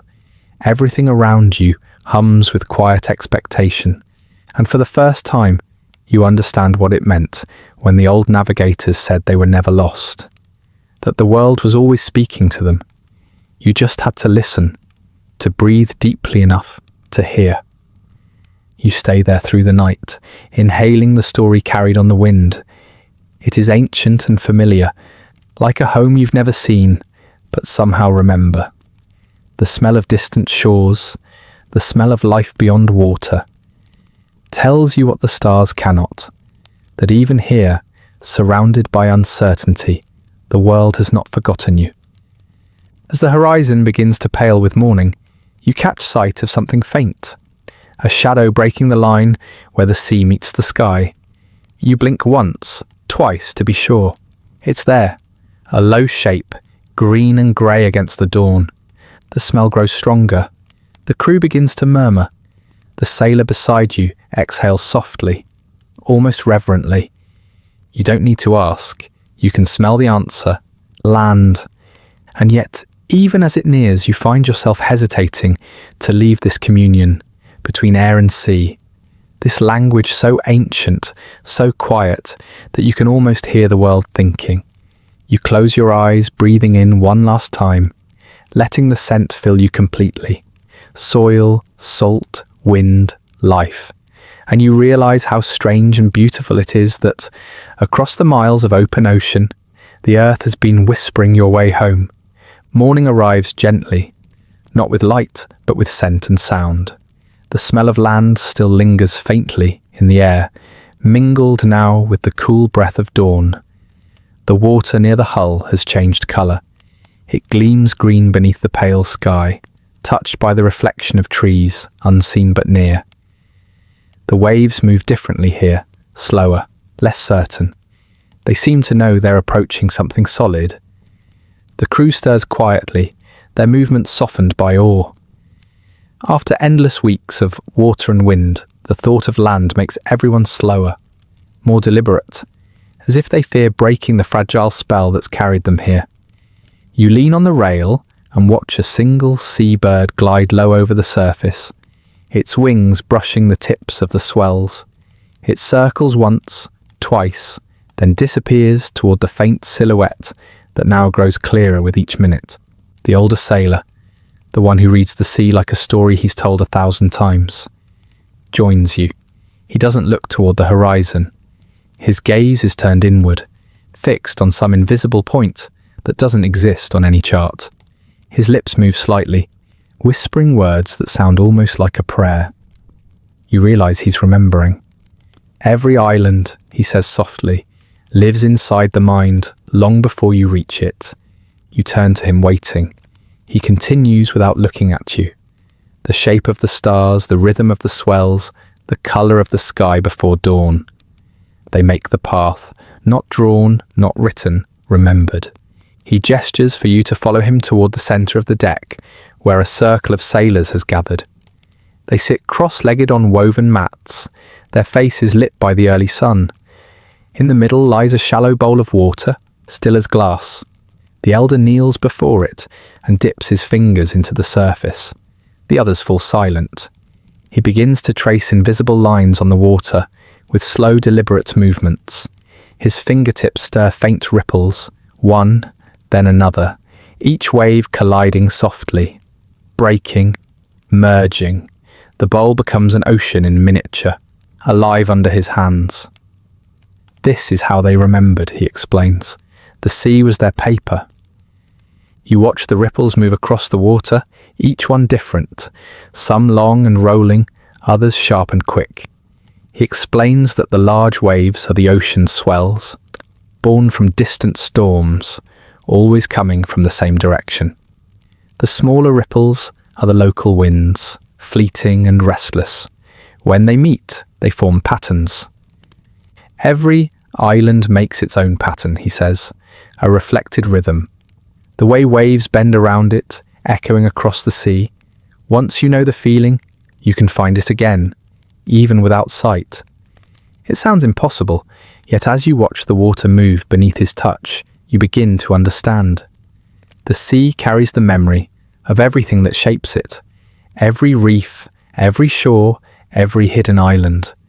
To a trained mind, those movements aren't chaos, they're cartography. He tells you of the wayfinders, the ancient navigators of Polynesia, who crossed the Pacific without compass or map. They memorized the feel of the swells against their canoes, the arc of stars across the sky, the taste of the wind before sunrise. Each voyage was a conversation with the ocean, repeated until it became a song they could hum in their sleep. You imagine them setting out under unfamiliar skies, guided only by this invisible map. A memory so alive that it could carry them thousands of miles. The elder dips his hand again, stirring the water in the bowl until it shivers under the light. They built maps not on paper, he says, but in rhythm. The ocean's rhythm, and their own. His voice falls quiet, replaced by the sound of waves brushing gently against the hull. You realize that the sea itself is doing the same thing, creating and erasing maps again and again. With every breath, you close your eyes for a moment and listen. The ship sways softly, the ropes creak, gulls cry somewhere unseen. Beneath it all you hear the pulse, slow, steady, patient. It feels like the heartbeat of the ocean itself. When you open your eyes again, the elder is watching you. You feel it now, he says. That's how they travelled, by remembering how the world feels. He speaks then of how navigators trained from childhood, not by looking, but by listening. They lay on the hulls of canoes to feel the direction of swells through their bodies. They learned which star rose after which, and where the sun set when the season turned. They carried hundreds of islands in their memories, each one described through rhythm and movement. A sailor beside you adds softly, their maps were alive. You couldn't roll them or fold them. You had to be them. You think of that, how fragile and human such knowledge must have been. No ink, no paper, no instruments, only memory passed from one mind to another, each navigator carrying the ocean within him. The elder stands and faces the horizon. The island is clearer now, a smudge of green and gold beneath the rising sun. He raises his hand and points toward it, not as a discovery, but as confirmation. That is where the waves told us to go, he says simply, and you believe him. As the ship glides forward, the air warms, heavy with the scent of earth. You can almost hear the faint roar of waves breaking against unseen shores. The crew begins to move with quiet purpose, adjusting sails, coiling ropes, not hurried, not anxious, just ready. The elder sits again beside the bowl, watching the water settle back into stillness. The reflections of the sky ripple across its surface, blue melting into gold. He tilts it slightly, letting the sunlight scatter across the deck. The stars, he says, are not fixed to the heavens. They live in the sea too. Every reflection is a reminder. You kneel beside him, studying the trembling reflections of the sky in the bowl. The same constellations that guided sailors for millennia float now on the water's skin, familiar yet fragile. You realize that navigation, at its heart, has always been about memory, not of places, but of patterns, the repetition of what the world does when it breathes. The elder traces one final line in the water, then lets it fade. This, he says, is what they carried across oceans. Not fear, not maps, only memory. You sit there for a long time, listening to the water lap softly against the hull. The waves speak in a language older than ink, older than nations. The same language those voyagers once heard when they lay awake beneath alien stars, trying to remember home. A thought comes to you quietly. Perhaps being lost was never what sailors feared most. Perhaps what they feared was forgetting how to listen, how to feel the shape of the world without needing to see it. The island grows nearer, its shoreline now a visible curve of green. The smell of vegetation deepens, thick and sweet. The ship's pace slows, the sea around it calming as though in respect. The elder rises, his knees creaking softly. "You'll see," he says with a faint smile. "Land is just another part of the map. The sea only borrowed you for a while." You watch him walk away toward the bow, his silhouette framed against the brightening horizon. The bowl of water sits between you and the morning sun, still trembling with the memory of his hands. You lean closer and see your reflection there, faint, rippled, almost lost, and behind it, the endless blue beyond. For a moment, the two blend into one another, indistinguishable. You can't tell where the sky ends and the sea begins, or which of them you've been following all along. And in that blur, that soft meeting of reflection and memory, you begin to understand what it meant to carry a map inside your mind. To move through the world, not by distance or measure, but by remembrance. To trust that even when every landmark is gone, the rhythm of the sea still remembers where you belong. The island drifts behind you, swallowed by mist and distance, until it becomes only a shape your mind remembers. The scent of soil fades, the songs of birds vanish, and once again, the ocean becomes everything. Its breath, its voice, its pulse, endless, familiar, and strange all at once. For days the skies are kind, blue by day, silver by night, until one evening, as dusk deepens, a thin veil of cloud creeps in from the west.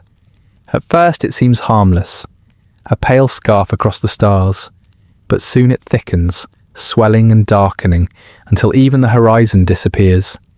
The sea and the sky merge into a single grey silence, and the world shrinks to the space of your ship alone. The crew grows quiet. Even the wind seems to hush, cautious, uncertain. The stars, your constant company, your compass, vanish behind the swelling dark. The elder sailor says nothing. He only looks upward once, then closes his eyes as though the sky has not gone dark, but merely closed its book for the night. You feel it immediately, the unease that seeps in when sight is stolen. The sea no longer sparkles or reflects. It feels bottomless, endless, and unknowable. The deck creaks beneath your feet, but even that sound is softer now, dampened by fog. Somewhere far off, a wave breaks with a muffled sigh. You realise then why ancient sailors feared not storms, but blindness. Storms had a rhythm, violence you could feel, winds you could fight, but fog, darkness, the vanishing of all light, that was different. It erased the edges of the world, and with them the sense of being anywhere at all. You move toward the bow, your hands brushing the damp ropes, the slick wood, the soft vibration of the ship's timbers. The sea is calm, too calm, as though it's holding its breath. The elder joins you, his face barely visible in the gloom. "The stars have gone," you whisper. He shakes his head. "No, they're only sleeping." His words sound like comfort, but there's something else in them, a quiet truth. You close your eyes and listen, and for the first time, you begin to notice what sight has always drowned out. The sound of the hull cutting water, steady, low, a wooden heartbeat, the hiss of the wake, the faint groan of the mast as it shifts with the breeze. These are not random sounds. They are the voice of direction itself. You remember what he said once, that navigation was never just about looking. It was about feeling the world move around you. And now, with your eyes useless, you begin to understand. You sit on the deck and press your palm against the wood. The vibrations are small, but alive. When the ship turns slightly, the hum changes. The rhythm deepens or lightens with each motion. You can tell when it's turning windward, when it drifts slightly off course. You're hearing direction. The elder kneels beside you, smiling faintly, as if you've passed an invisible test. When the stars disappear, he murmurs, "The sea still remembers them." He begins to hum, a slow, low melody that seems to pulse in time with the movement of the water. Others join softly, their voices weaving into the wind. Not as a song, but as something older, a rhythm that keeps the ship alive. You realize this must be how sailors once survived nights like this, not with instruments, but with the oldest tool of all, rhythm. The rise and fall of sound, the sway of the hull, the pulse of the ocean beneath. Long before compasses and sextants, people sailed by listening. They memorized the way their ships spoke. They knew how the waves should sound against the wood when they were facing north, or how the wind should hum through the rigging when the coast was near. Even blind, they could tell direction by the feel of water and the sound of air. You listen closer, trying to hear what he hears. The fog muffles everything, yet within that hush you detect layers. The faint lapping of small waves against the bow, the sigh of deeper swells beneath, and somewhere far away, the dull roar of water breaking on something unseen. The elder tilts his head toward that sound. "Land," he says softly. Too far to see, close enough to hear. His voice holds no surprise, only certainty, a kind that comes not from calculation, but from communion. You find yourself wondering how many sailors throughout history have done this, faced a night like this one, sightless and surrounded by nothing, yet trusting what could not be seen. It strikes you that perhaps navigation was never truly about control, but about surrender. To sail without sight is to admit that you do not lead the sea. You follow it. The fog thickens further until even your own hands blur before you. The ship moves like a ghost through a world of whispers. Somewhere below deck, water sloshes in barrels. Somewhere above, a rope creaks against the mast. You begin to understand why sailors gave these sounds names. The groan of the hull was the old man's breath. The flutter of canvas, the whispering hand.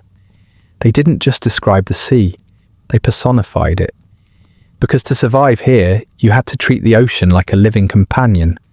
Unpredictable, yes, but speaking always. Time slips strangely in fog. Minutes stretch, hours fold into one another. You find yourself half awake, half dreaming, the ship's motion rocking you like a heartbeat. Then suddenly a shift, subtle but unmistakable. The wind veers, the rhythm beneath your palm changes. The hull's hum sharpens, the elder's head lifts. The current's turning, he says, almost to himself. He moves to the tiller, adjusting by feel alone. The fog hides the horizon, but you can tell the ship has found its balance again, its path steady. It moves not by stars, but by instinct, a dance between wood and wave, honed by centuries of those who refuse to surrender to blindness. You begin to hum too, softly, unconsciously. the same slow rhythm he sang earlier. It feels like the sea's own heartbeat passing through you. The night grows quieter. The wind softens. The fog around you becomes luminous, glowing faintly with the reflection of a hidden moon. And though the stars remain unseen, you no longer feel lost. You remember something the elder said once: that direction isn't always a thing you see. Sometimes it's a feeling you keep alive by listening hard enough. The sea sways beneath you like a living map. Every sound, every motion is a coordinate. Every vibration is a landmark. The water beneath you carries whispers of islands unseen, of shores still sleeping beyond the mist, and slowly, through that rhythm, you feel certainty return. You can't see the horizon, but you know exactly where it is. You can't see the stars, but you feel where they should be. When at last the fog begins to thin, it happens almost shyly. First, a pale grey deepens overhead, then a faint light spreads like breath through the clouds, and finally, quietly, without drama, the North Star returns, small and steadfast, watching from the opening sky. You don't cheer. No one does. The crew only looks up, silent, as though greeting an old friend after a long absence. The elder looks at you, the faintest smile on his weathered face. The stars always come back, he says, but it's good to know you can find your way when they don't. The fog lifts, revealing the endless sea once more. Vast, cold, alive, yet it feels smaller now, more familiar, as if its mystery has let you in. You stand there on the damp deck, the wood warm beneath your hand, the rhythm of the hull still pulsing through your skin. You realize that you've learned something more important than direction. You've learned to move through darkness without needing light. Because even when the stars disappear, the sea still hums, and if you're quiet enough, it will always lead you home. The fog drifts away like a sigh, and the world reappears piece by piece. First the rim of the horizon, then the trembling shimmer of waves beneath a waking sun.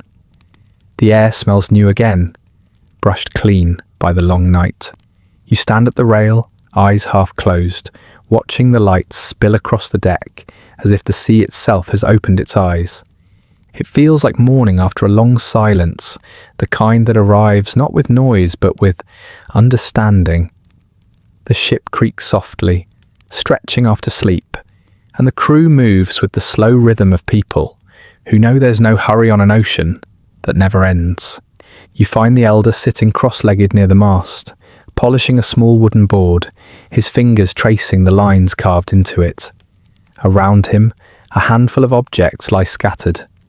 Quiet, unassuming, things that look more like toys than tools.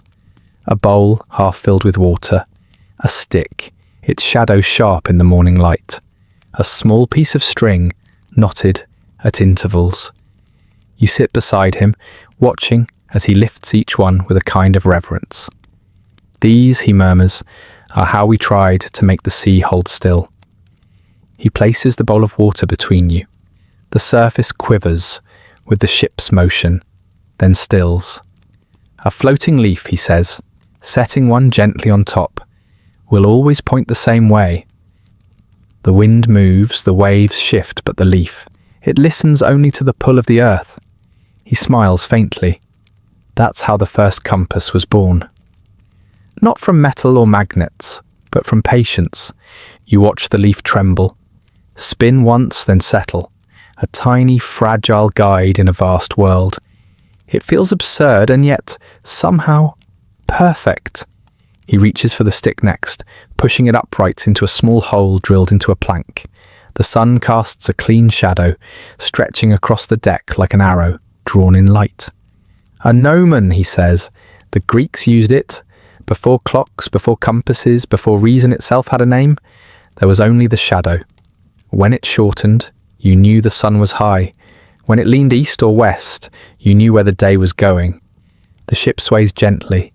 The shadow moves with it, and you realize that the sea does not allow for fixed lines. A tool must bend with motion, just as a sailor must.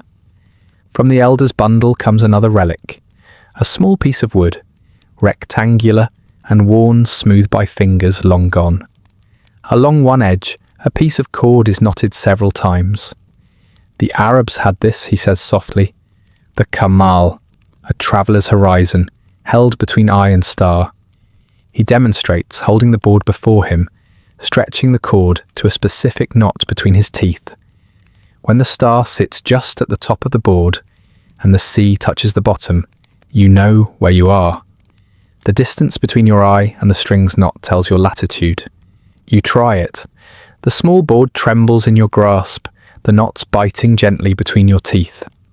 You lift it toward the pale horizon where the morning star still lingers faintly. It feels primitive, yet exact, a simple line of faith drawn between heaven and sea. The elder nods approvingly. It does not look like much, he says, but neither does the horizon. And yet, both hold the world in place. Around the ship, the crew is busy with small routines, tying ropes, mending nets, patching sails. Their motions are measured, careful, but unhurried. The sea demands that kind of patience. You notice how each gesture feels almost ceremonial, as though they too are performing acts of navigation, balancing effort against the endless drift. The elder picks up a piece of translucent stone, milky and pale, catching the light like captured frost. The Vikings, he murmurs, carried these, sunstones. When clouds hid the sky, they'd hold this up to the light. The stone bends sunlight, and if you turn it slowly, you'll see where the sun hides, even through storm or fog. He turns the stone in his fingers, and sure enough a faint glow appears, a thin, bright thread that seems to point somewhere beyond the clouds. They trusted this, he says, more than anything they could see. You hold the stone, feeling its coolness, the smooth edges worn by salt and sweat. It seems impossible that something so small could decide whether a ship reached land or vanished into legend. But then you remember the leaf, the string, the shadow. The tools were never about certainty. They were about belief shaped into something you could touch. The sun climbs higher, shadows grow short, and the heat presses down on the deck. The sea is a mirror now, smooth and blinding. The horizon, a thin white scar in the distance. The air tastes faintly metallic, and sweat beads on your skin. The elder shades his eyes, looking toward the line where sky meets sea. People always think these tools were inventions, he says, but really, they were prayers. Each one was a way of asking the world to speak more clearly. He tells you of sailors who marked their paths not with instruments, but with rhythm, counting the seconds between a ship's roll, or the way waves struck the hull. Others learned to time the dip of the sun by the length of their shadow on a stick, or the way a bird's flight changed near shore. Every tool began as an observation, a quiet noticing that something in the world was whispering direction. If only someone had the patience to listen.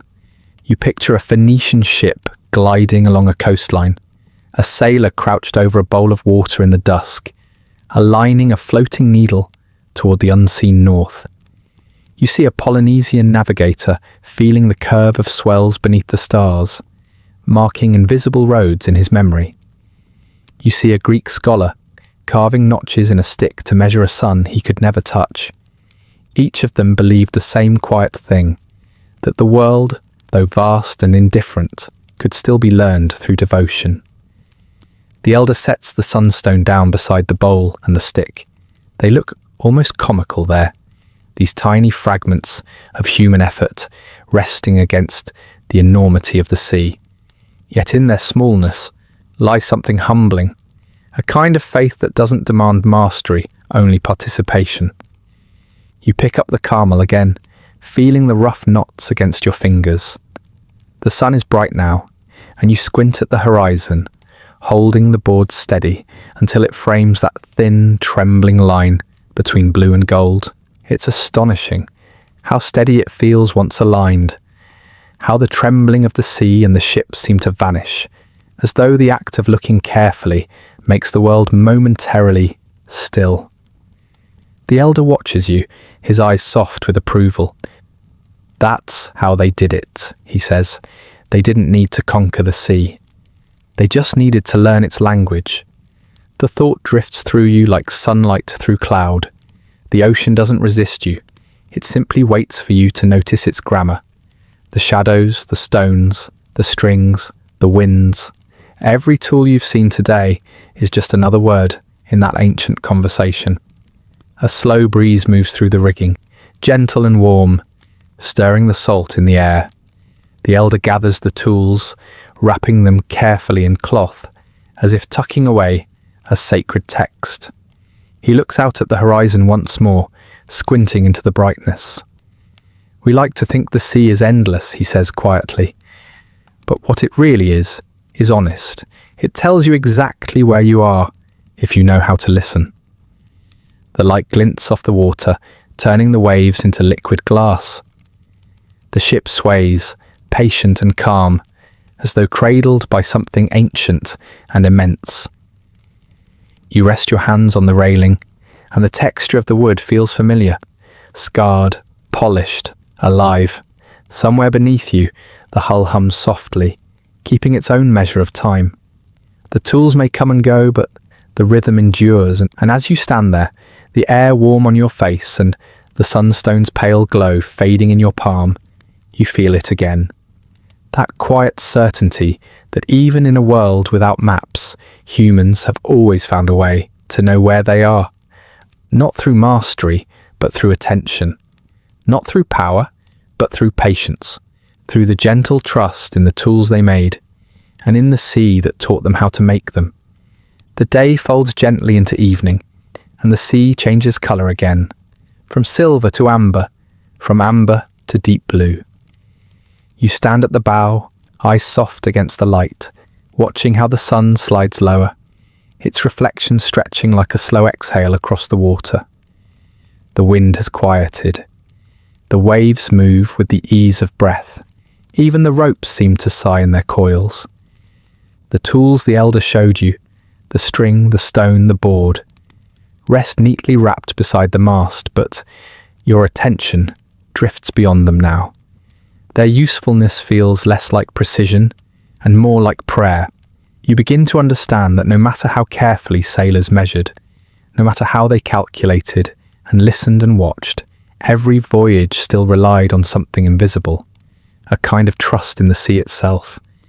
You think of all the unseen miles behind you. The waters that once looked endless now feel strangely intimate, like a landscape you've learned to read without realizing it. Each swell, each whisper of the wind, each faint taste of salt carries its own meaning. The world has not become smaller, only more familiar. The elder sits nearby, his back against the mast, humming under his breath, a low, steady sound that matches the rhythm of the waves. His eyes are half closed, but you know he's still listening, always listening. After a long silence, he says, "Most people think sailors trusted the stars, but really, they trusted themselves, and the world that made the stars." The words settle between you, slow and heavy, like pebbles dropped into calm water. You realize then that navigation, in the old sense, was never about knowing exactly where you were. It was about believing the world had a pattern, one that could be learned, one that would not betray you if you paid attention. You look at the sea again, and for the first time it doesn't seem like an enemy or even a challenge. It feels like a teacher with no voice, patient and unhurried, offering its lessons in repetition. A soft wind returns, brushing the hair from your face. The sails fill with a sigh, and the ship begins to move again, smooth and silent. You can feel the motion through the planks, through the soles of your feet, a steady pulse, the slow heart of the voyage. Somewhere overhead, gulls wheel and cry, their voices distant and faint. You wonder how they always find their way home, how they cross these endless distances without maps or instruments. Perhaps they don't need to know where they're going, only how to keep moving toward what feels right. The elder opens his eyes. "Faith," he says, as though answering your thought. That's all it ever was. You look for signs, yes. You learn the patterns. But in the end, you trust that something will guide you. The wind, the stars, your own heartbeat. He leans forward, tracing a slow arc in the air with one finger. The Polynesians called it wayfinding, not navigation. It meant more than direction. It meant believing you were part of the world's own movement, that as long as you stayed in rhythm with it, you could never be truly lost. You close your eyes, letting his words sink into you. The air smells faintly of rope and salt, and somewhere below deck, water laps against the hull. It's not the sound of distance anymore. It's the sound of being carried. You begin to sense how faith itself was woven into the old ways of sailing. The Phoenicians who watched the stars rise and fall, the Vikings who followed the sun through clouds, the Chinese sailors who smelled rain before it came, all of them were believers in their own quiet way. They believed that the sea was not chaos, but a map written in motion, that if they looked long enough, if they felt deeply enough, it would reveal itself. It wasn't blind faith either. It was a kind of dialogue, one built on attention, humility, and repetition.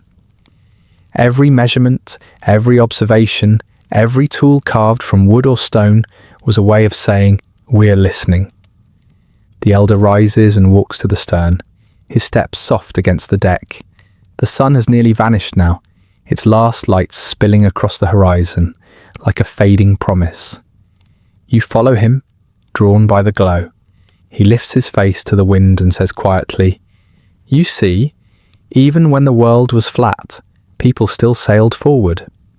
That's faith. You let that linger in your mind. To set sail on a sea you believed might end in an edge, and still go. What kind of courage was that? Not ignorance, not arrogance, something quieter. A belief that discovery was worth the risk of falling off the world. You lean against the railing, the wood warm beneath your hands. The air has cooled, soft with evening. Beneath you, the water moves in long, deep swells, dark as ink. You feel the ship roll with them, slow and steady, and you realize how easy it is to mistake movement for progress. But how, in truth, both are the same. For ancient sailors, each wave was both destination and delay. Each gust of wind both guide and test. They never truly arrived anywhere. They only passed through places that the sea allowed. And maybe that's what navigation really was.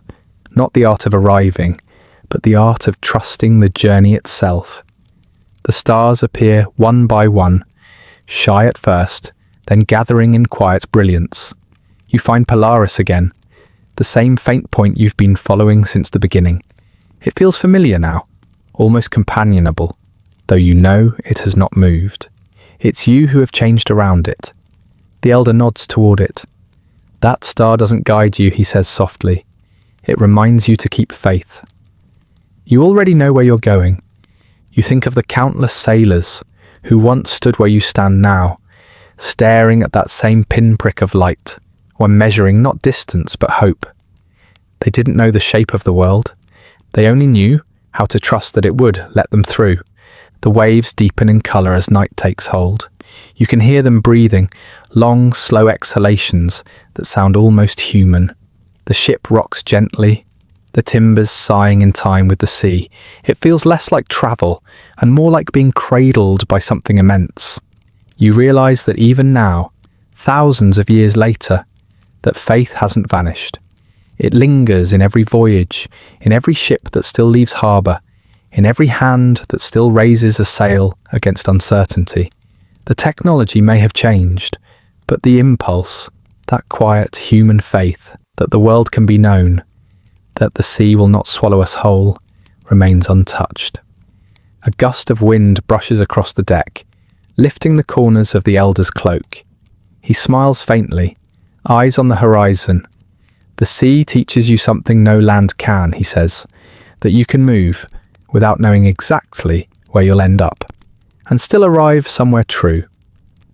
You nod, though you're not sure he can see it. His gaze is far away, on the line between sky and water, where all things meet.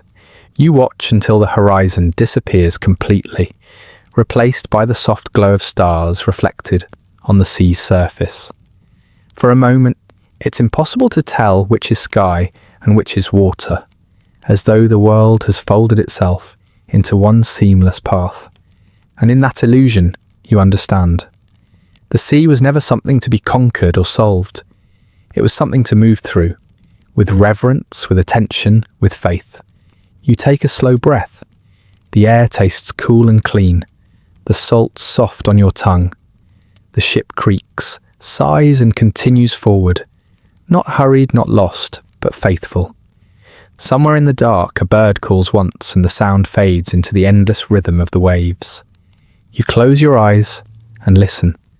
The ocean hums low and steady, and it feels like the heartbeat of something ancient, something that still remembers every ship that ever dared to cross it. And as you drift between wakefulness and dream, you realize that faith in the journey is not about knowing you'll arrive. It's about trusting that every direction the sea offers is part of home. The night fades so slowly that you hardly notice it at first. One by one, the stars dissolve into a pale grey light, their reflections swallowed by the soft rippling of the sea. The wind carries the faint smell of something new, or perhaps something remembered. The air is different now, tender with warmth and life. You can feel it before you see anything, a sense that the voyage has bent back toward the world that once felt distant and unreal. You stand at the bow again, your eyes tired but open, your hands resting on the worn wood of the railing. The sea beneath you is calm, its long sighs gentle as breath. For a while you think the horizon is empty. But then, in the blur of dawn, a darker line begins to form. Faint, uncertain, but there. Land. It rises like a thought you've been trying to remember. At first, it's just a shadow on the water, soft and far. But as the light spreads, it grows clearer, a curve of coastline, the suggestion of trees, the slope of hills that seem to breathe under the morning haze. You don't shout, you don't move. There is no rush of celebration, no cry of victory, only quiet recognition, the way one recognizes a friend returning after a long absence. The elder stirs beside you. He doesn't ask what you see, he already knows. His gaze remains fixed on the horizon, his expression unreadable, his silence calm. The ship glides forward, and you both watch as the line of land sharpens, green against the growing gold of dawn. It feels strange to look at solid earth after so long suspended in movement. You realize you've forgotten how still things can be, how trees do not sway endlessly, how soil does not shift beneath you. The sea has made everything fluid, even your sense of time. You've lived in the rhythm of waves and winds, where moments stretch and fold like tides. And now, as the world steadies itself again, you feel the faint ache of returning. The elder finally speaks. "You've found your way," he says softly. You shake your head. "The sea found it for me." He smiles, the corners of his eyes deepening into gentle lines. The sea only shows what you're ready to see. The sails whisper above you, catching the light. You watch as gulls appear from the distant shore, their wings bright against the dawn. They circle the ship once, twice, then glide homeward, as if welcoming you back to the world of land and roots. You think of all the signs you've learned, the birds, the driftwood, the smell of wet soil. They were not instructions, only invitations. The world had been speaking all along. You had simply learned to listen. The water grows shallower now, changing colour, deep blue giving way to pale turquoise, then to the greenish hue of the shore's embrace. You can almost see the sand through the clear ripples. The hull hums softly as it brushes gentler currents, each one slower, more delicate. You can feel something easing inside you, a quiet uncoiling. It's not joy, not exactly. It's release. You turn to look behind you. The sea stretches out to infinity, calm, endless, unknowable. It looks almost indifferent, as if your journey meant nothing to it at all. But you know better. The sea remembers every movement, every breath, every heartbeat that passed across its surface. You think of the nights spent tracing stars, of the moments when clouds swallowed the sky, of the long silence that lived between one gust of wind and the next. You think of the instruments, the maps of memory, the faith that moved your hands when your eyes could not see. And now, as land draws nearer, you understand that none of it was about escape. It was always about returning. The elder lowers the sail. The sound of canvas folding is soft and final. The ship slows, gliding on its own momentum. He leans on the railing, looking toward the hills. You see, he says, you were never lost. The sea only makes you believe you are, until you listen. You nod, though words feel too heavy now. The shoreline grows sharper, green and gold and alive. You can make out trees, palms maybe, or something like them, their leaves catching the new light. Somewhere inland, a river mouth glints, winding its way into the heart of the island. You realise that home doesn't look quite as you remembered it. Maybe it's not even the same place, but that doesn't matter. What you feel isn't recognition, it's belonging. As the anchor drops, you feel the thud echo through the wood, through the air, through your body. It's a sound of ending, yes, but also of continuity. The sea quiets around the hull, rippling softly, like fabric drawn over a sleeping body. The elder begins to coil the ropes, slow and methodical, the way one might handle something sacred. You've learned the language, he murmurs. Now the world will always speak to you. You step closer to the edge, your eyes tracing the horizon one last time. The stars are gone now, hidden in daylight, but you can still feel where they are, fixed points in a sky too bright to show them. You imagine how countless sailors before you must have felt in this moment, after weeks or months at sea, to see land again. Not as an escape, but as proof that their trust had meaning, that their calculations, their instincts, their faith had all led somewhere solid. But you also understand something quieter, that the sea was never a place to conquer or survive. It was a mirror reflecting the limits and strength of human patience. The elder lifts his eyes to the horizon once more. The stars are still above you, he says, even when you can't see them. You close your eyes and picture them, the constellations that guided your nights. The Southern Cross, the North Star, Orion's Belt, all still shining in the endless daylight of your mind. You remember how they rose and fell like music, how they shaped invisible lines across the sky. Those patterns will never fade. They're part of you now, etched deeper than memory. The tide nudges the ship, a gentle reminder that it's never truly still. You smile faintly. Even here, at the edge of return, motion continues, the eternal pull and release.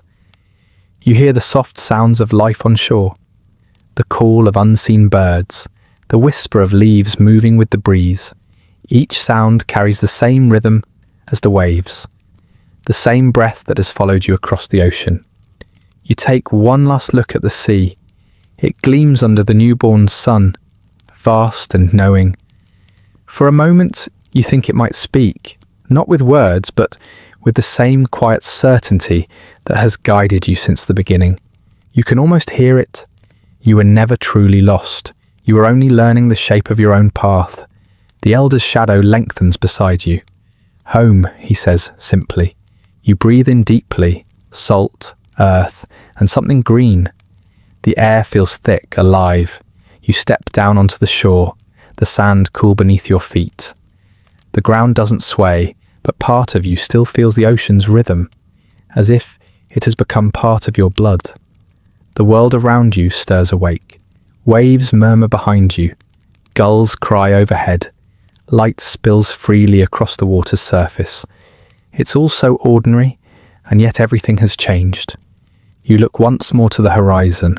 The sea glitters, infinite and amused, as though smiling in secret. And as you stand between land and water, between stillness and motion, you finally understand navigation was never about finding your way through the world. It was about finding the world within you, the compass that keeps turning no matter where you stand.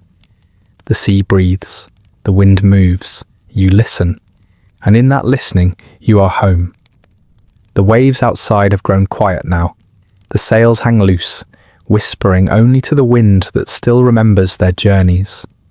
The last lantern flickers once, then fades, leaving the soft scent of salt and wood in the air, the trace of a world guided not by machines, but by patience, instinct, and faith. Somewhere beyond the horizon, dawn waits. And though the seas today are charted, mapped and measured, a small part of those ancient sailors remains. Not in museums or logbooks, but in every curious gaze that lifts toward the stars, wondering how anyone ever found their way at all. Their light has not vanished. It has only changed shape, carried now in every navigator's thought, in every traveller's heart, in every quiet moment when the world feels vast and uncertain, and you trust something invisible to guide you home. And that brings us to the end of tonight's story. Feel free to like, subscribe, or leave a comment with another forgotten corner of history you'd like explored next. If you'd like early access to more of these calm voyages through the past, ad-free audio of the episodes, or just want to support the show, there's a link to the Patreon in the description.